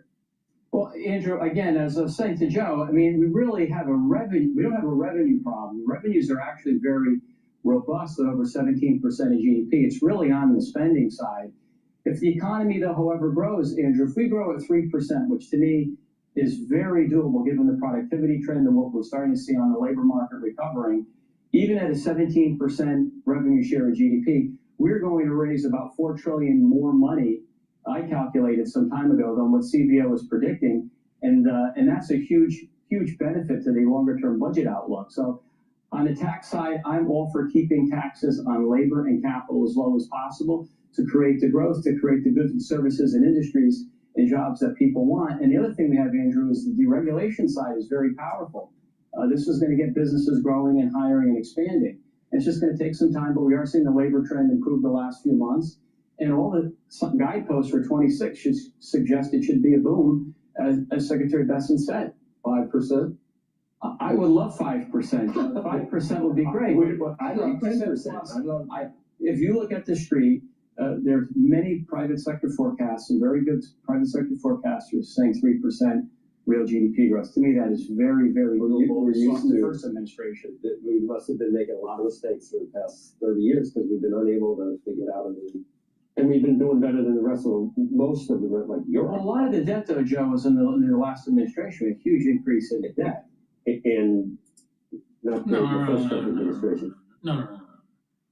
Right after 9/11, we have been on a trajectory that's out of control in terms of printing money. Because it was 9/11 and the war in the Middle East. That was 20 years, and we didn't get anything out of it. You had Lehman in quantitative easing 1, 2, 3, and 4. And then you had COVID, the trifecta.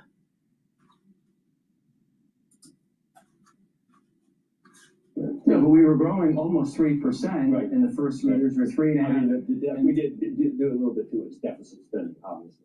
Yep. Well, not really, because if you look at the numbers, the TICJA, the Tax Cuts and Jobs Act, effectively paid for itself if you look at what the CBO spread out and what happened on the revenue side. And again, the spending, as I said earlier, is a bigger issue. But these things have been in the making for a while. President Trump's done a very good job, and at this point, the deficit numbers have looked a lot better.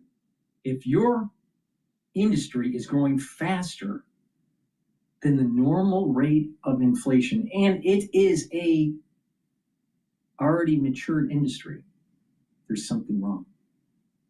When housing and the cost of school and the cost of insurance medical insurance and private insurance and all that, everything. When it's way higher than inflation, there's something wrong. There's something wrong. Someone's taking advantage of someone. Or, you know, there's a deregulation, there's deregulations, or there's some sort of loophole, or there's too many regulations, whatever it is, but there's some manipulation that's taking place. It's not a free market. Yeah, so I mean, it's going to take time, but we're moving in the right direction. No, we're not. No, we're not. We need to make sure that we need to make sure that we have more jobs. That's what we need. Please go to my store, the-studio-reykjavik.com. Get the complete multivitamin. This is the multivitamin that you need that's easy to digest, and it will help with enzymatic activity. It has the cofactors that you need to bind to those enzymes, change the conformation, and they will perform better within the cell. That means your metabolism will perform better, your tissues will perform better. This is a foundational part of my protocol to slow down the aging process. And the probiotic, this is the powdered probiotic, but you can also get the VeggieCap version on my store. And by taking a good probiotic, you're improving your absorption of your nutrients, you're reducing inflammation, you're improving your immune system at the gut level, you're improving your cellular metabolism, the communication to your liver, and also the communication to your brain. And when you're improving that communication between your gut and your brain, you're going to sleep better. You're going to be able to consolidate memory. You're going to be able to detoxify your central nervous system. Yeah, you actually detoxify your central nervous system when you have a good gut biome. You know why? Because you will be able to get into the 3 to 5 cycles of REM sleep, because a good gut biome will help you to sleep. And you'll be able to consolidate memory. So your brain function will improve by having a good gut biome. Your skin will improve. Good health starts at the gut. Go to my store and get the probiotic. Now, stack it with the multivitamin, and that's the foundation to slow down the aging process. Now, another thing that you should get for the winter season is the structural nanosilver drops. You can get it in honey and lemon, blueberry, and also in cherry flavor. Very high quality drops. Take them right away when you have some sort of throat irritation. If someone around you is not feeling well, you might want to take them prophylactically, all right? And what this will do is it'll mitigate the issue because it's protecting your oral pharynx and your epithelial cells in your oral pharynx. Super important, right? And it has structural nanosilver. It's going to help to neutralize. Please go to my store. Get the structural nanosilver drops. And resveratrol. Resveratrol is something I've been taking for decades. It will help to soak up free radicals, improve the health of your mitochondria, allow for youthful gene expression, and get rid of cells that are in senescence. Take it every day. This stacks really well with C60. Resveratrol also helps the basal layer of your skin to improve the health of your skin. And that's the reason why you look younger when you take resveratrol. So please go to my store, get the resveratrol. Use discount 5, you get $5 off any order. If you spend $100 or more, you get a free gift until supplies last. All right, let's listen into the Hill, the infighting within MAGA. Meanwhile, everyone is so worried about Tucker Carlson or Ben Shapiro or even Nick Fuentes, maybe even Candace Owens. Why should you care? Why? What literally is going on in their lives that is so important to move the ball forward for your life? And I guarantee the answer is nothing. Nothing. Nothing that Tucker Carlson says is that important. Nothing that Ben Shapiro says is that important. Nothing that Nick Fuentes says is that important. And nothing that Candace Owens says is that important. What is more important is your home cost, your cost for homes, housing. the cost of your food, the rate that is going up or down by the Federal Reserve, your job prospects. That's way more important. Your health is way more important than Tucker Carlson.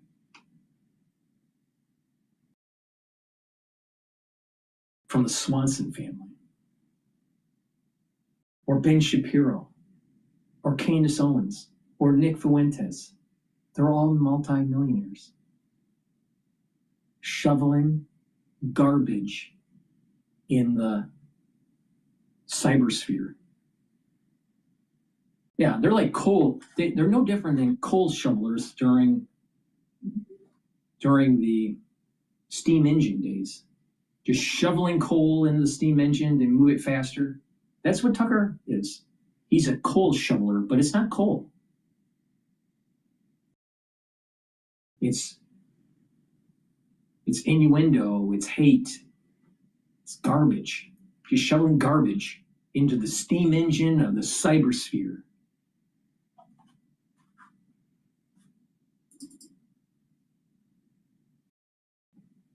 Food security is national security. Phosphate powers America's farmers, but global competitors like Russia and China threaten to control our supply. Make phosphate a critical mineral and keep America secure.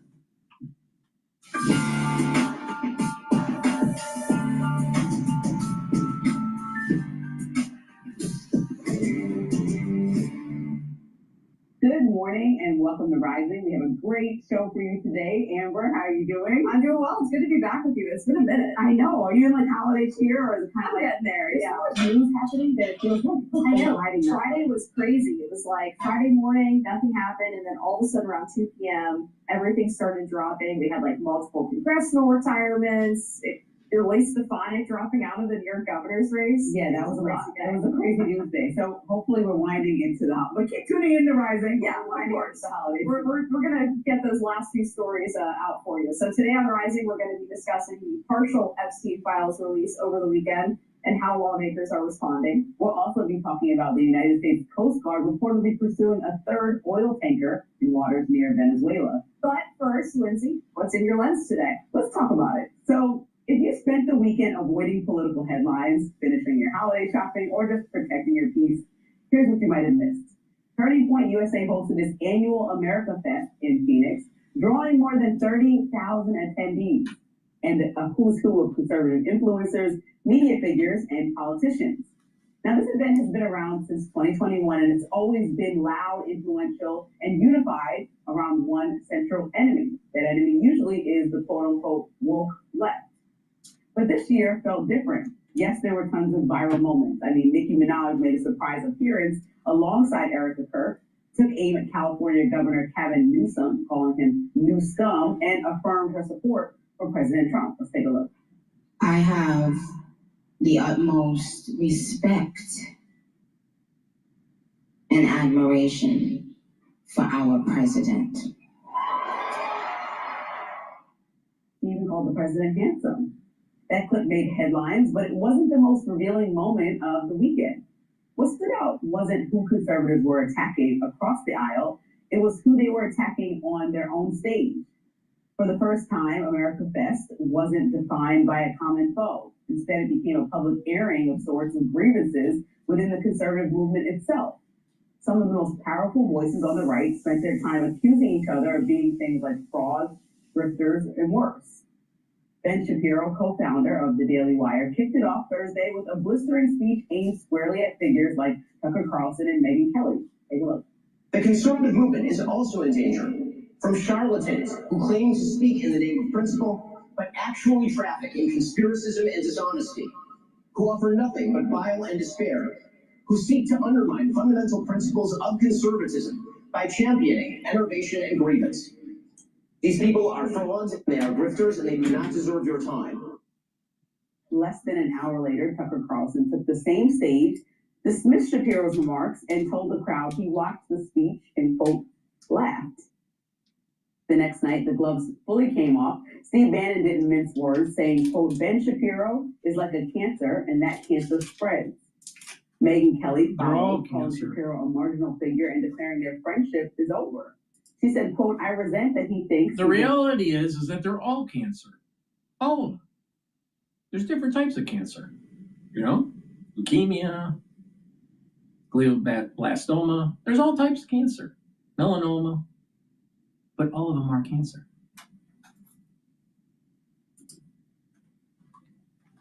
To decide who must say what to whom and when. Vivek Ramaswamy, who was running for Ohio's Republican gubernatorial nomination, took aim at what he's called pockets of the quote online right during his address Friday night at the America Fest that fixated on heritage and lineage rather than American ideals. This wasn't ideological debate. This was an open power struggle over who gets to define the movement and who gets pushed out. Even the leadership acknowledged the cracks. In her opening remarks, Erica Kirk, Charlie Kirk's widow and Turning Point's new leader, warned of growing fractures inside the party and reflected on the aftermath of her husband's assassination. He was assassinated. We saw infighting. We've seen fractures. We've seen bridges being burned that shouldn't be burnt. Now, Axios reporter Mike Allen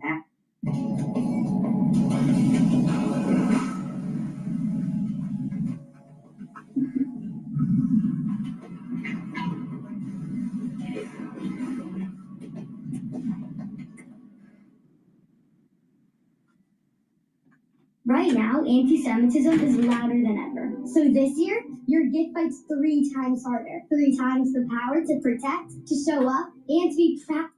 And here's the thing that they don't want to tell you. All right?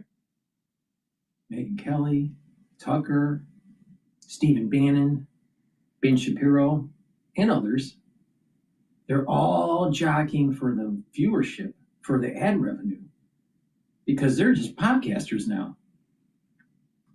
But it's even more sinister, because if they get enough notoriety, the big funders from Connecticut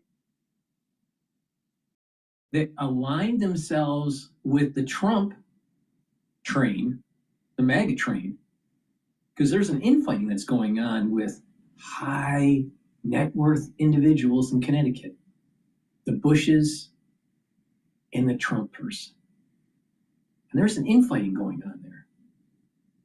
You sort of saw it during the primary of 2016 between Jeb Bush and Trump.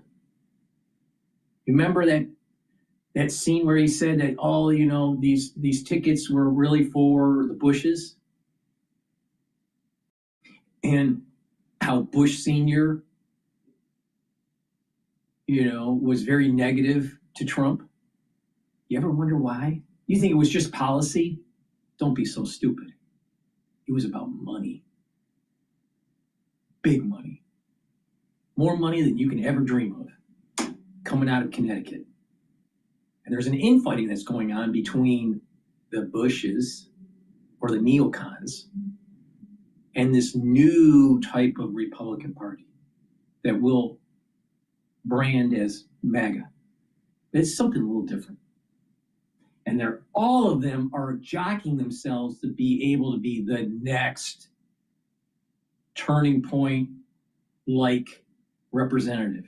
Because Turning Point didn't just magically happen through some sort of, a network of schools and just organic growth.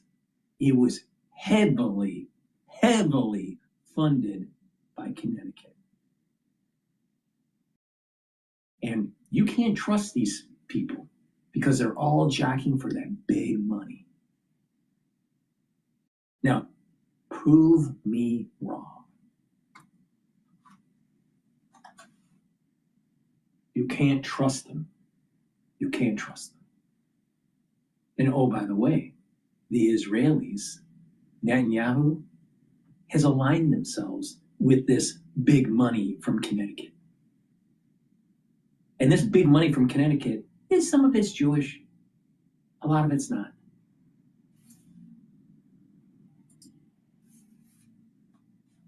Andrew Colbert, Charlie Kirk's friend, the executive producer of the show and the key architect of Turning Point USA under new CEO Erica Kirk why the organization allowed speakers to openly attack one another. Colbert explained the thinking, telling Axios, quote, "We don't tell speakers what to say. Charlie never did, and we don't either. Certain speakers felt the need to address these conflicts, then we trust that these issues were issues that needed to be aired in public." And maybe that's the point. America Fest didn't just showcase conservative star power, it exposed a movement wrestling with its own identity. The 4-day conference reflected deep divisions over what America First actually means and where the MAGA movement goes next, when it's held together by less by shared ideology and more by the gravitational pull of one man's personality.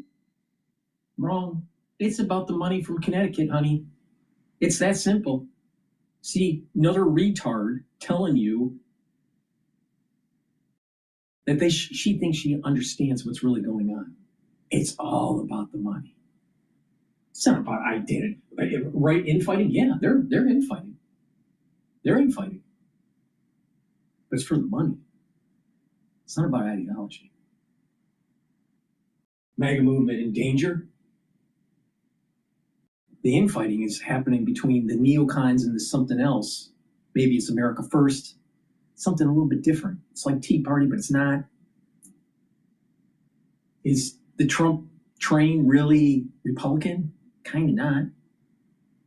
Identity crisis? No. The infighting's happening because they want to be on the pedestal, be the next Charlie Kirk that's getting funded by the Connecticut.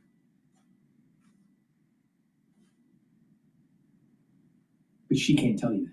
She can't see it. She doesn't understand. She's not smart enough to see it.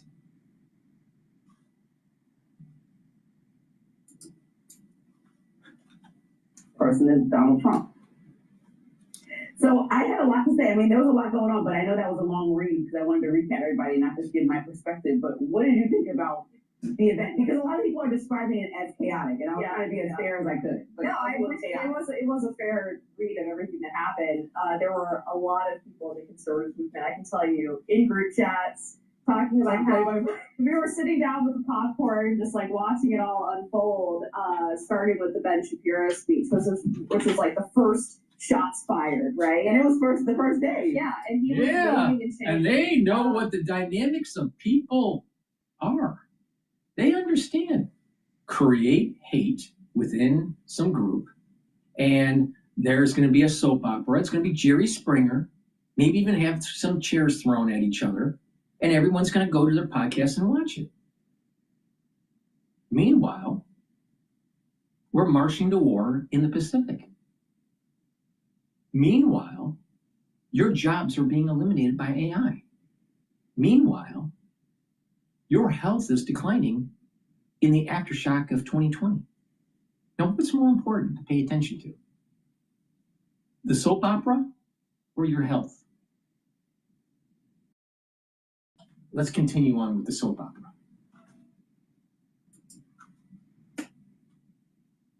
I tuned in specifically to hear Tucker's response, wondering if he was going to throw those blows back at Ben Shapiro, and he was a little more subtle.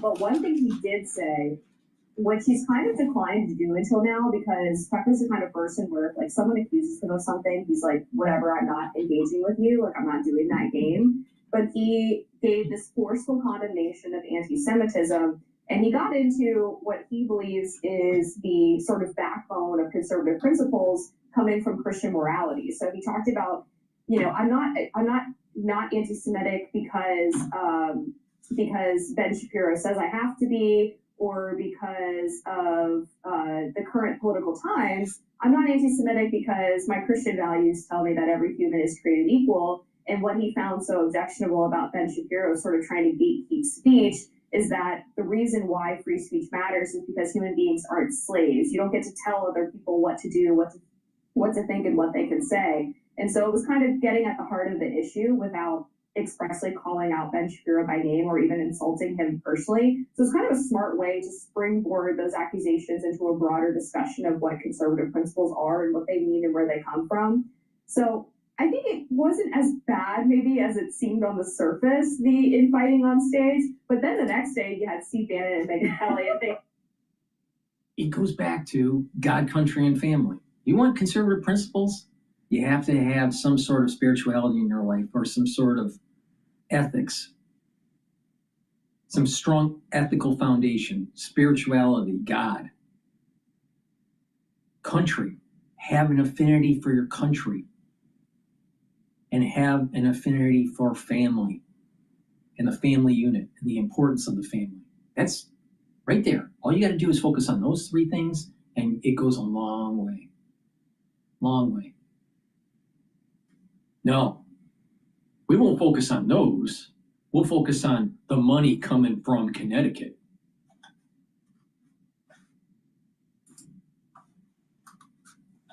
Things got messy again. So when I think about the audience, $30,000. $30,000. What?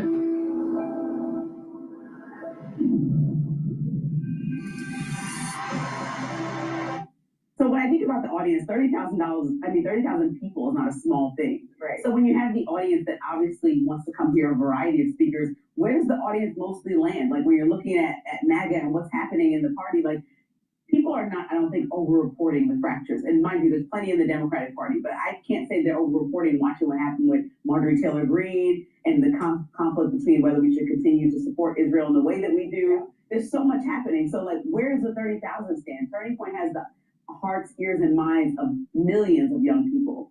Where are young people feeling? That's what the organization was targeting about all these leaders that spoke. Yeah, and that was what was so interesting watching these different speeches is they don't care. Cheers for everybody, right? They don't care. Even people who were on They're different going sides of this sort after of ideological battle over things. No. She's missing the point. You go after the youth because they can get hoodwinked into this hate division. And they'll watch both and they think it'll be all funny. But the people that are speaking and creating the hate, they don't care about the kids. They don't care about the youth. They don't care about their problems. They care about their viewership, their ad revenue, and the money from Connecticut.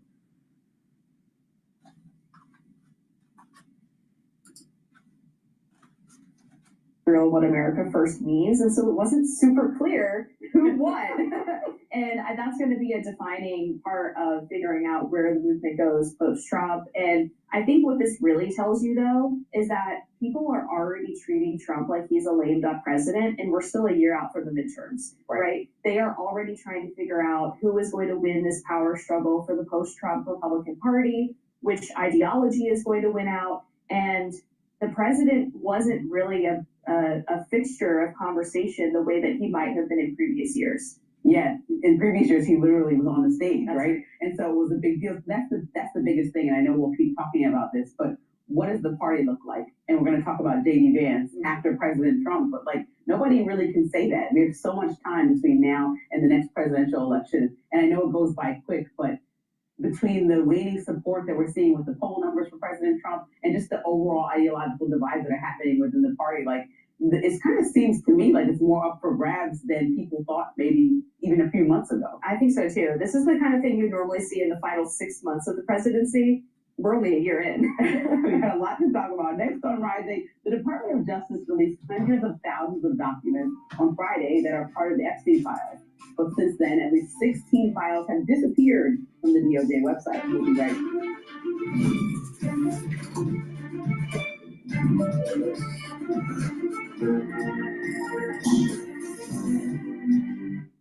All right. Please go to my store, the-studio-reykjavik.com, and get the heirloom barley. This will help to detoxify your body, bring down inflammation, and soak up free radicals through superoxide dismutase. And when you do that, you're improving your cardiovascular health, your brain function, your immune system, and your endocrine system. You're slowing down the aging process. And you'll also recover quicker after a workout and help with joint health. So this is a very, very powerful micronutrient barley. This is a month's supply. It's a powder. You mix it with soft foods like hummus or yogurt or even applesauce. You can mix it with water or with milk or even a smoothie, but take it every day to slow down the aging process and to target these different systems that I just mentioned. Another supplement to help with the cardiovascular health is Omega-3. Omega-3 will help to control your lipid profile, help to bring down LDL levels and increase your HDL levels, bring down inflammation, and help to prevent red blood cells from overclotting. The supplement Omega-3 is super important to take every day, all right? So please improve your cardiovascular health by taking Omega-3 and do some resistance training and cardio. You want about a 65-30-35 split, 65% in resistance training and about 35% in cardio. Now,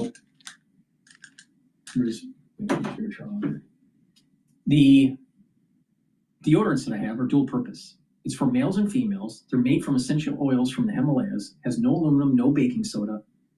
They help to detoxify your body. And when you detoxify your body, you're improving your immune system and your endocrine system, and you're using it as a daily deodorant. It's made from essential oils from the Himalayas. You can get it in peppermint, lavender, and tea tree, and in citrus. Again, it's for males and females. It's a deodorant that has a dual purpose. Use it as a daily deodorant, but it will help to detoxify your body. And vitamin D3. Vitamin D3 has is a cofactor for gene expression. So D3 will help to express your genes, so your cells perform properly. Now, vitamin D3 will also help to absorb calcium, and if you do resistance training, it's going to help to build denser bone. This is super important to slow down the aging process, because as you get older, your bone density starts to decline, and you don't want osteopenia or osteoporosis. So take vitamin D3 every day. In addition, vitamin D3 will also help to get cells to go into apoptosis if they're infected. This is really important to take during the winter season. So please go to my store, use discount 5. You get $5 off any order.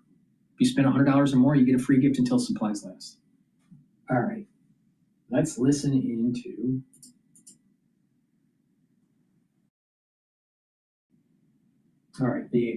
the S&P 500 is now trading at 6,873. I still have a target year end at 6,850. So it's a little bit above my target, but as we get closer to the end of the year, I think it's just a harmonic dissipation. Now, there may be a spike. We may have what they call a Santa Claus rally. Maybe.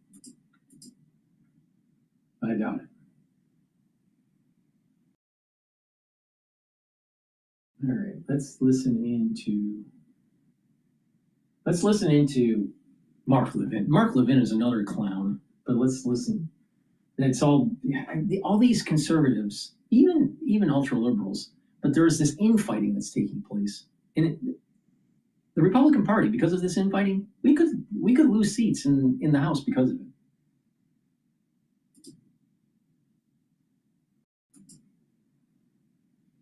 Hey, finance the rampway.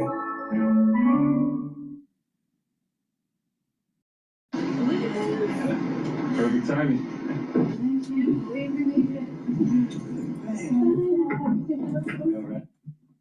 CARE, Hamas, all these entities, these radical terrorist organizations.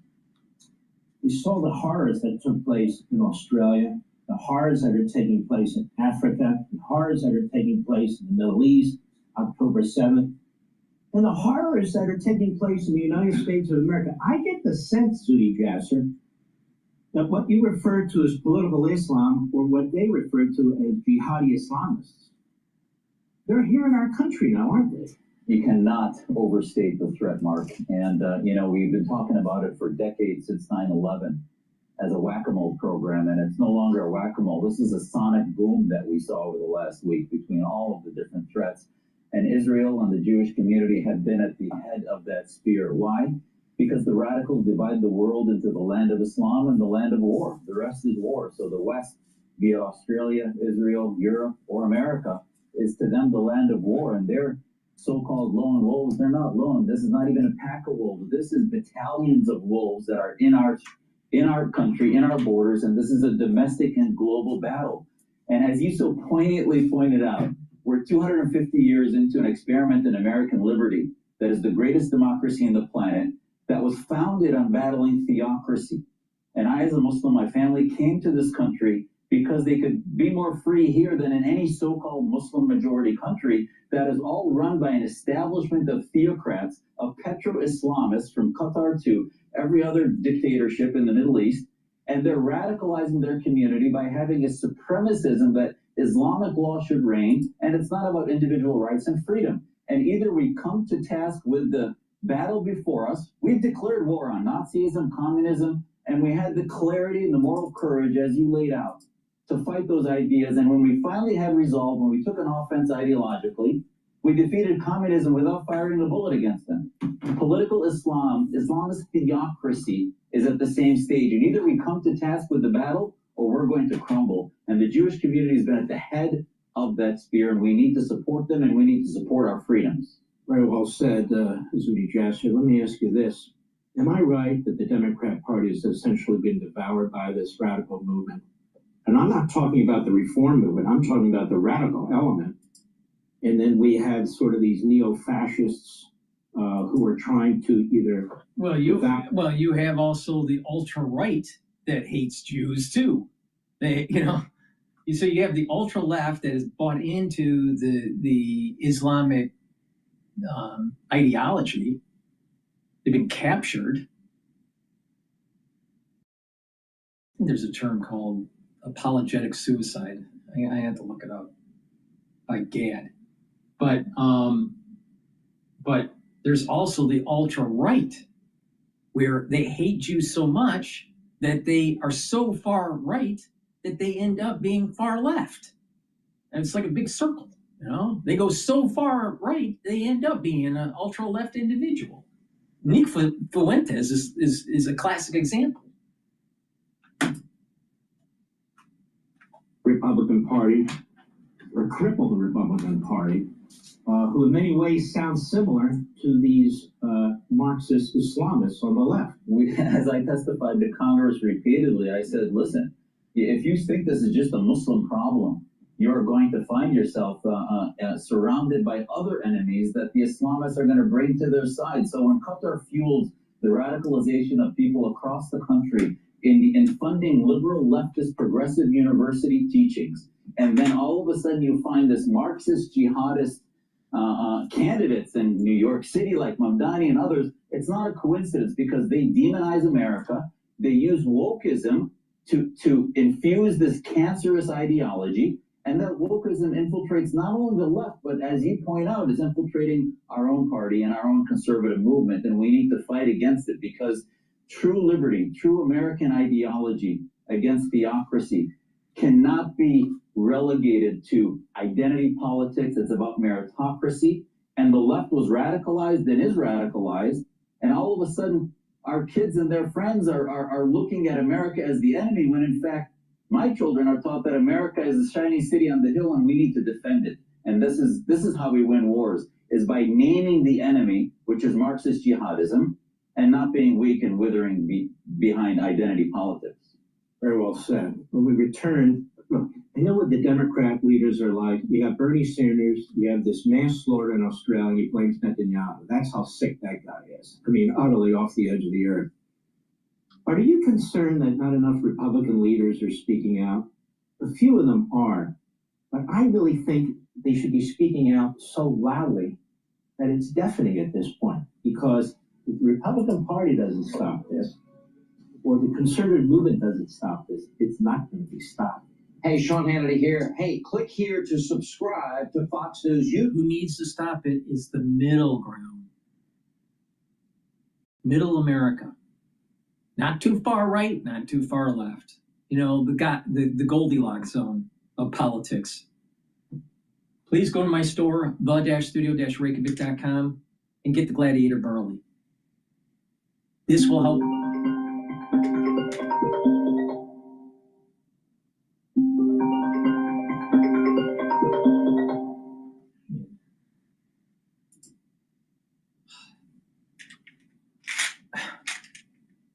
This show is totally unscripted. Right?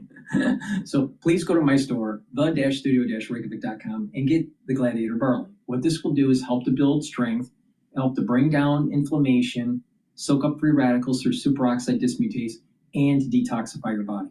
When you're bringing down that inflammation and detoxifying your body, soaking up those free radicals, you're helping your immune system and your endocrine system. You're going to be recovering quicker after a workout. You're going to help with brain function because you're bringing down inflammation at the cerebral level. And if you do resistance training, this is going to help you to build muscle, right? It's really important. Why? Because by building muscle, you're actually going to move around more.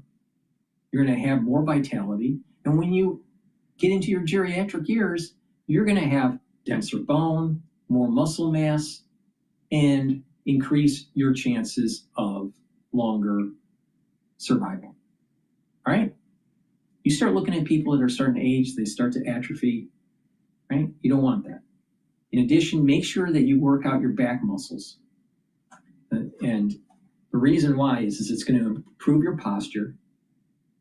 And these different layers of musculature in your back, you have deeper muscles that surround the spinal cord, and then you have muscles that are attached to your rib cage, and then your scapula. You know, when you build up your muscles at these different layers, you're actually improving your posture, and you're going to have better lymphatic flow, so your immune system will perform better, and you're going to have more venous return flow to your heart. And that will help with your cardiovascular health and get better circulation. In addition, by building up your back muscles through resistance training, you're also improving the density of your vertebrae, and you're building up that musculature that will help to reduce stress between vertebrae. I had a question in the chat about discs, compression of discs, bulging of the disc. You want to reduce that compression. Well, you can reduce that compression by having a better posture. Now, you don't want to wait until you have a slipped disc, right? Or degenerative discs. What you want is to be able to build up that musculature before you start having a problem. So you're reducing the chances of having back problems when you're older. See, if you pay attention to people that are, start getting into their late 40s, 50s, 60s, and a lot of times they pull their back out. Well, you got to build up the muscles in the back. It's better to do it before you start having problems. You got to start slow, but you can do it. And you'll get added benefits. Denser bone, better posture, better lymphatic flow, and better venous return flow.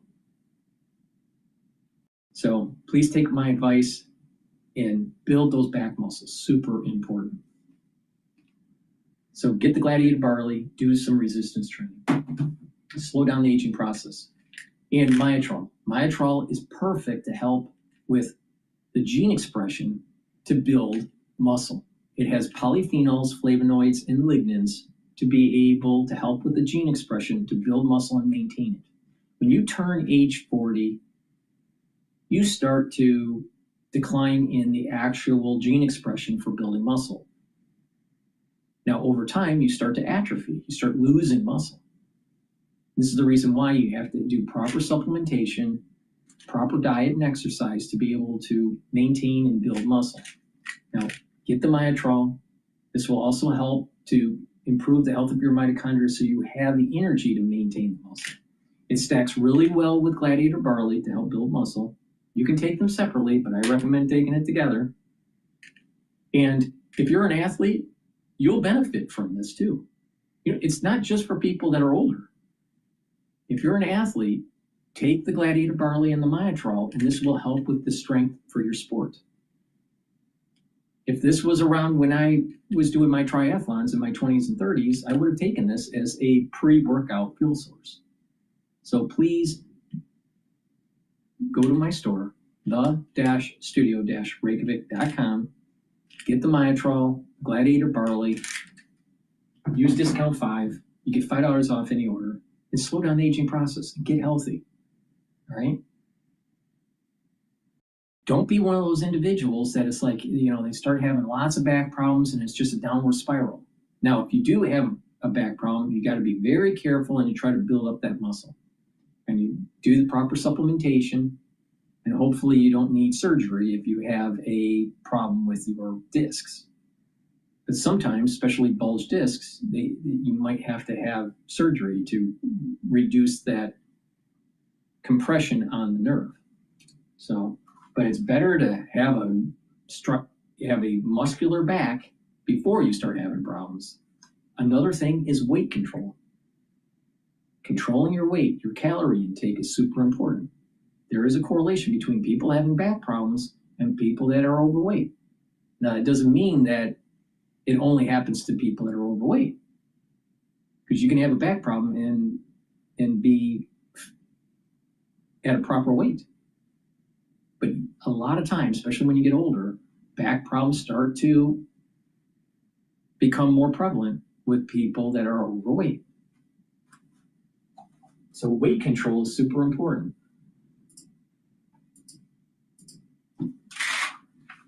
President Trump launching a massive airstrike on more than 70 terror targets in Syria.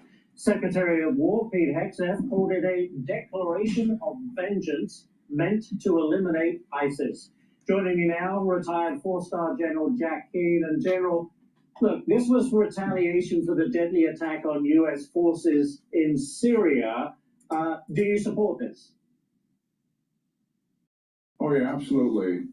Yeah, it's a very comprehensive but nonetheless limited attack, on ISIS in Syria. I mean, clearly it doesn't reflect that this organization is somehow recovering and is a major threat to the United States. If the caliphate was taken away from them in 2019 by the Trump administration that existed in Syria and also in Iraq, and we've kept a small, modest force there, along with the Syrian Kurds and the Syrian Arabs, to make certain that the organization did not grow and expand and become a threat again. And that operation has been successful. This is more a reflection of a single individual who was a part of the Syrian security forces, who was inspired by ISIS. They suspected him of his radical views and were about to remove him as a security force member when this attack took place. It's more of a reflection of ISIS inspiring somebody than it is of this organization growing in size and becoming a threat to the United States. The retaliation attack is appropriate to send a clear message to them and to the members of this organization that they're in danger if they move towards hurting the United States again. All right, next one for you, General. The U.S. now pursuing a third so-called dark fleet oil tanker near Venezuela. An official telling Fox that it's trying to evade authorities by, quote, flying a false flag and under a judicial seizure order. Has there been any response from Maduro that you know of? Not that I'm aware of. I mean, this is all a pressure campaign, beginning with the demonstration of military force in the region, shutting down the narco trafficking at sea, and beginning to take away the major revenue source that Maduro and Venezuela so depends on, the sale of oil. So here we are, we're seizing ships that are coming out of Venezuela and stopping ships from going into Venezuela. And a lot of them, frankly, Ashley, are turning around and not going near Venezuela as a result of it. So that's already starting to have some effect. I applaud the administration here. They're demonstrating some patience and also some persistence here. This is about forcing Maduro to voluntarily resign and leave and take the exit that President Trump has offered him, or to have the people around him who lose confidence in the fact that why are we putting up with Maduro and have all this grief brought on us and pushing him out. That is a much better option than the other options that are available, certainly the use of force. But I do believe those options are on the table as well. Very good. Another one for you, General. White House envoy Steve Witkoff and Ukraine's President Zelensky says they held constructive talks in Florida this weekend. Do you think we're going to see any meaningful progress with Russia before the end of the year? Or going into the new year, I guess. I mean, where's the state of play on this? Well, again, President Trump here has been really persistent in attempting to achieve a peace And I applaud his team for working so hard at this. They use the term constructive. I mean, that's diplomatic speak for progress, but things are yet to be resolved. And that's where we are. There's three pieces to this. The 20-point plan that was discussed in Geneva a few weeks ago. The issue there is territory, and are they willing to swap territory? The second issue, and this is critical to the first one, and that's security guarantees. And that's U.S. commanding a multinational force, an air, land, and sea component to that force to make certain that Putin does not reattack. And the third piece of it is economic. It's about the recovery and reconstruction of Ukraine itself. In all three of those, there's unresolved issues. So it's a work in progress. Whether we can get something done by the end of the holidays remains to be seen. Give them credit for sticking with this. Listen, my concern here has always been Russia. Ukraine wants peace. The United States wants peace. Russia has been voting for war by their actions time and time again. That has been where they are. It remains to be seen if they have changed. Last one for you, General. Senator Lindsey Graham has a warning about Hamas. Listen to this, I'll get your comment. Hamas is not disarming, they're rearming. Hamas is not abandoning power, they're consolidating power. That's what the military intelligence people in Israel told me. That's what the IDF told me. That's what our own people told me. So I would urge President Trump to meet with Prime Minister Bibi next week and come up with a plan, put Hamas on a... This means that we're going to have more war in the Middle East in 2026. Time clock. If they don't turn over their weapons and stop rearming at a date certain, I would unleash Israel on them. So, General, is Hamas trying to rebuild their ranks, and can they? Yeah, well, certainly they're doing everything they can to do that. There's about 5,000 of them left. A lot of them are teenagers that they recruited, to be sure. They still have some seasoned fighters there. And yes, they want to rearm, they want to re-equip, they want to stay in power. That's a fact. President Trump said the last time that President Netanyahu was in the White House, even though they were announcing, remember, the 22-point deal, they said if Hamas doesn't it doesn't disarm, and demilitarize, then certainly we would support Prime Minister Netanyahu going in there to finish it. The diplomatic effort is underway. I don't think anyone's going to stop that effort for the time being to see if it can work. All the signs are that there's not going to be a country that's willing to step up and disarm Hamas, given the fact that they're unwilling to do so.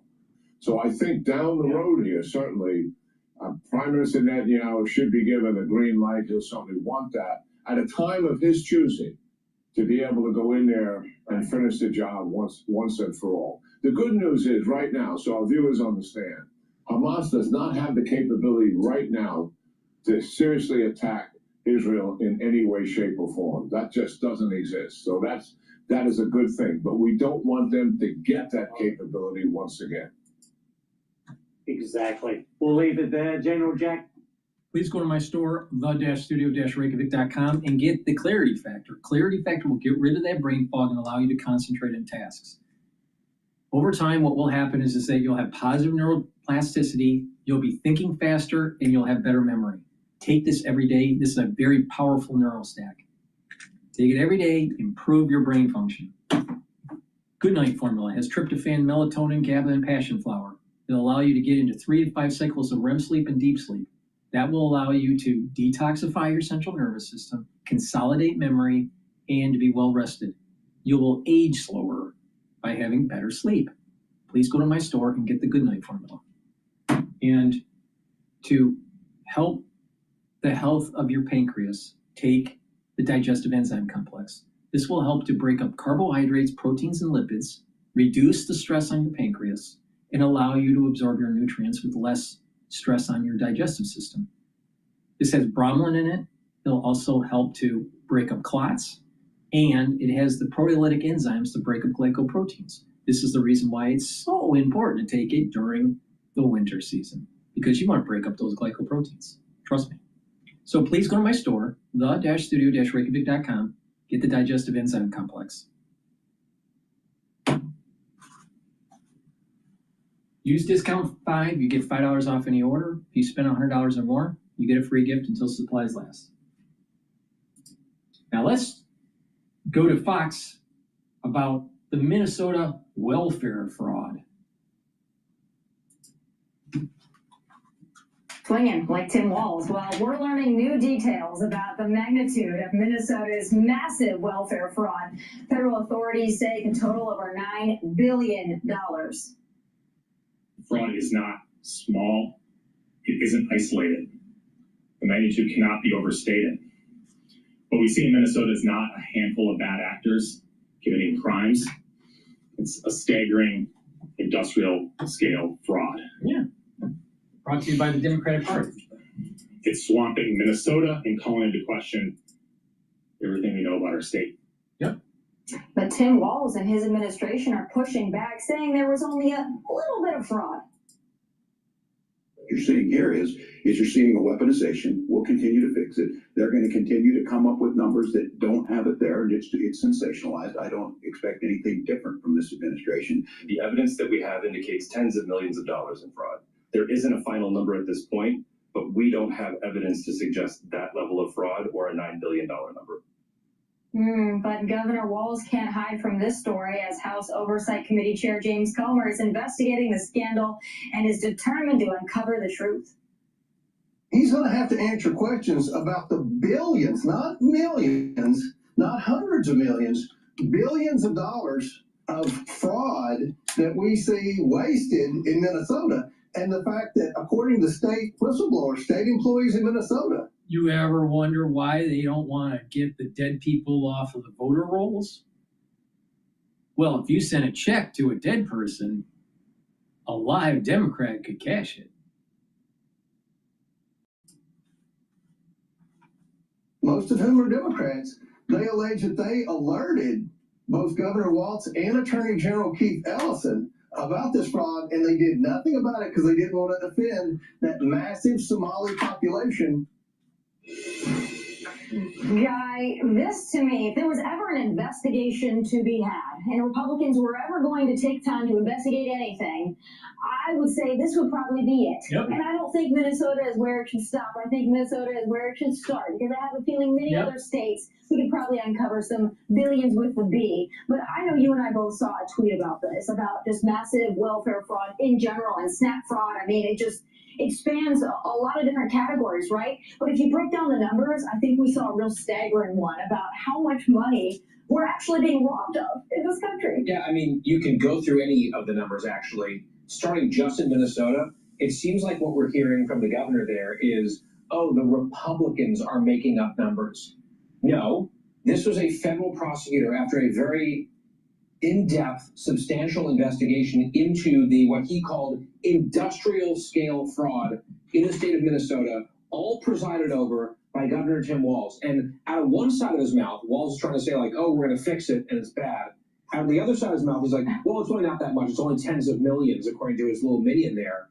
And that means they are not ever going to be serious about this. They are perfectly comfortable with their taxpayers being robbed blind for political and identity reasons. And he just wants to get reelected next year. So he wants to pretend like this is some sort of GOP witch hunt, when in fact, the prosecutor in this case, and we saw a bit in that clip from him, I just want to read one more quote from him, talking about why it is especially bad in Minnesota. Quote, Minnesota has become a magnet for fraud, so much so that we have developed a fraud tourism industry.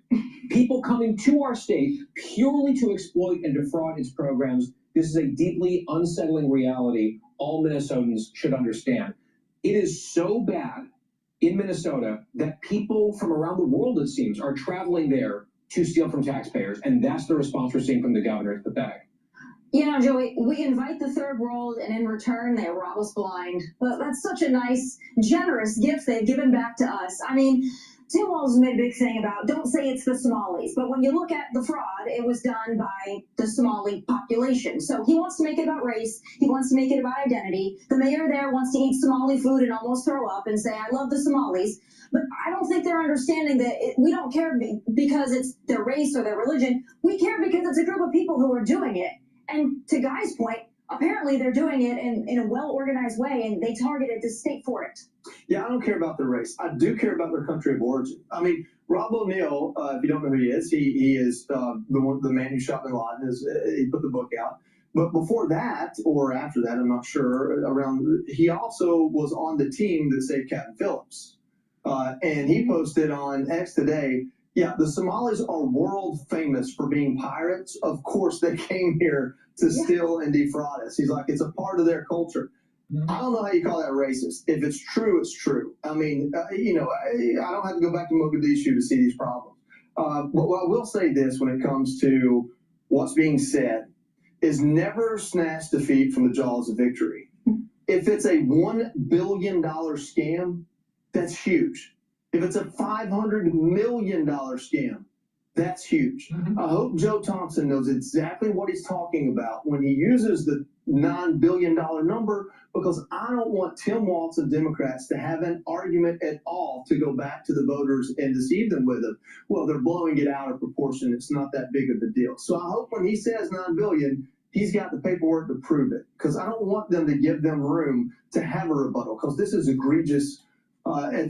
Just so overtly egregious. It's bad. Yeah, and to Joey's point, the question is how quickly can they prosecute these cases, and that's going to rack up the honest total when it all gets to the end of it. And these cases can be hard to prosecute and to prove and to chase down money trails. The House Oversight Committee in this letter to Keith Ellison, the prosecutor here in this case, they make the argument that the state essentially knew that this fraud was happening and allowed it to occur. In this letter, it says a June 2024 report from the Minnesota Department of Education found that the threat of litigation and negative press from providers engaged in the fraud schemes affected how state officials use their regulatory power. A former fraud investigator in the Attorney General's office said that state regulators, especially those in the Democratic administration, were reluctant to take action in response to the allegations involving the Somali community. So there were concerns. So the government protecting itself is the allegation. They didn't want to be called a name in the local or national press. Yeah. So they allowed their taxpayers and all of us to be robbed blind. What a Christmas tale. Hey, Sean Hannity here. Hey, click here to subscribe to Fox News YouTube page. Please go to my store, the-studio-reykjavik.com, and help support the channel by getting the great products that I offer. Use discount 5, you get $5 off any order. If you spend $100 or more, you get a free gift until supplies last. And if you follow what I take on a regular basis, you're going to slow down the aging process. It works. You just have to have the diligence and the willingness to follow the advice. Get the lignans. Lignans will soak up free radicals, bring down inflammation, help with your immune system and your endocrine system and your cardiovascular system. By bringing down inflammation and soaking up free radicals, you're reducing plaque formation. Super important. Boost up that immune system. And turmeric helps to bring down inflammation and soaks up free radicals. By doing that, you're helping your immune system and your cardiovascular system. Stack them together to get a synergistic effect to help with your cardiovascular system and your immune system. Please go to my store, the-studio-reykjavik.com. All right, let's listen into Bloomberg. Understands how essential Greenland is to our national security. Presumably, Governor Landry read this on Truth Social and then issued his own statement saying, this in no way affects my position as governor of Louisiana. Right.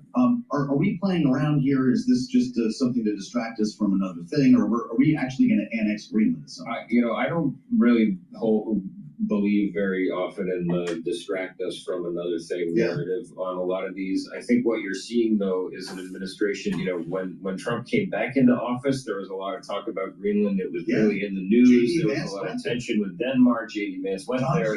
Then it kind of faded away, and we all thought, and a lot of Republicans who were very uneasy with the president's desire to annex Greenland and Panama Canal were, I think, sort of relieved that this had faded from the headlines.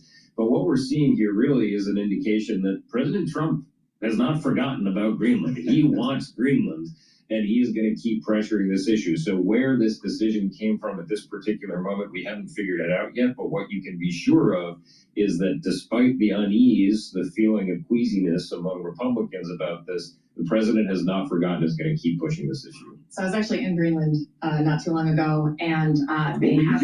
There's a new breaking news. There's a new direct flight from Newark. You can fly 4 hours Newark to Greenland. It's amazing. So they're getting the first batch of American tourists.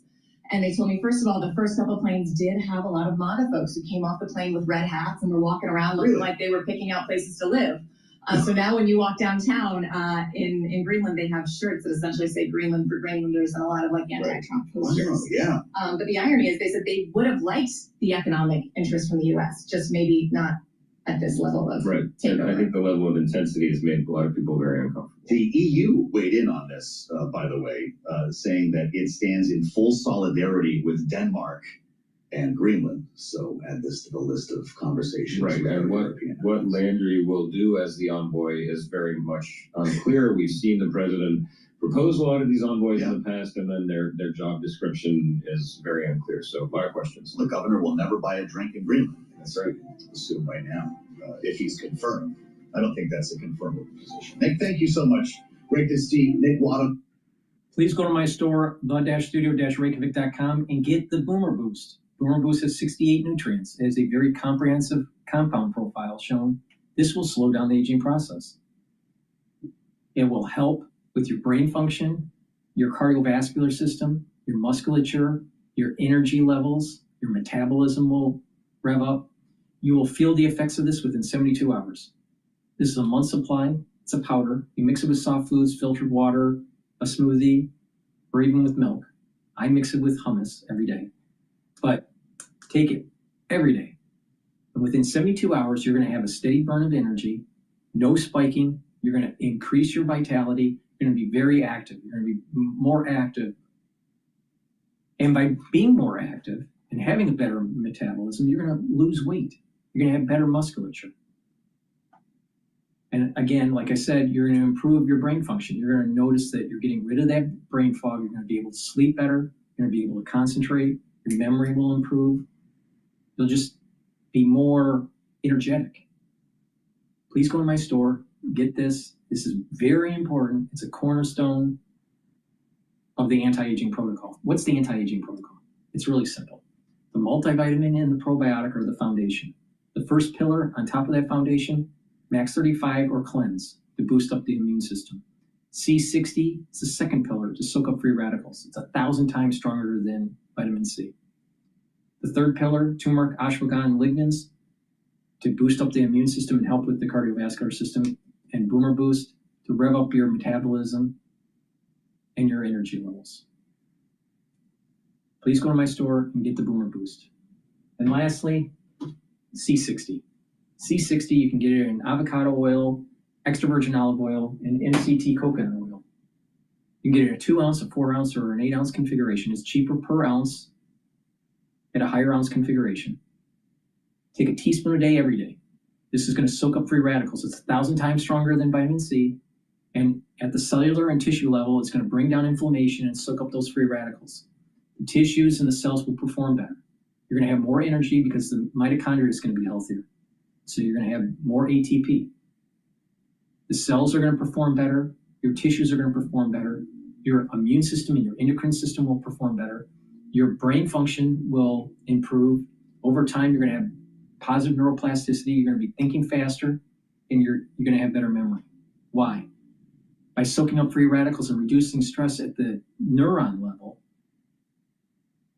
what's going to happen is the neurons are going to produce neurotransmitters. It's going to have the energy that it needs because the mitochondria is healthier. And the communication between the neurons are going to improve, so the dendritic connections will improve.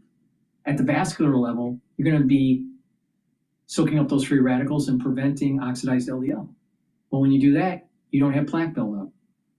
And at the basal layer of your skin, by improving the basal layer, your skin improves. You will feel the effects of this within 2 months. Take it every day, a teaspoon a day. I've been taking C60 every day since 2016. So at the basal layer, what's going to happen is you're soaking up those free radicals and improving the basal layer. Your skin's going to improve, and it stacks really well with resveratrol. Resveratrol also helps the basal layer. If you take this every day for a year, you will look younger. Take a before and after picture and take a teaspoon a day every day, and you will look younger. And you stack it with some of the other supplements that I just mentioned. And it's a holistic approach. Proper diet, proper exercise. You want to do resistance training, cardio, stretching, and balancing.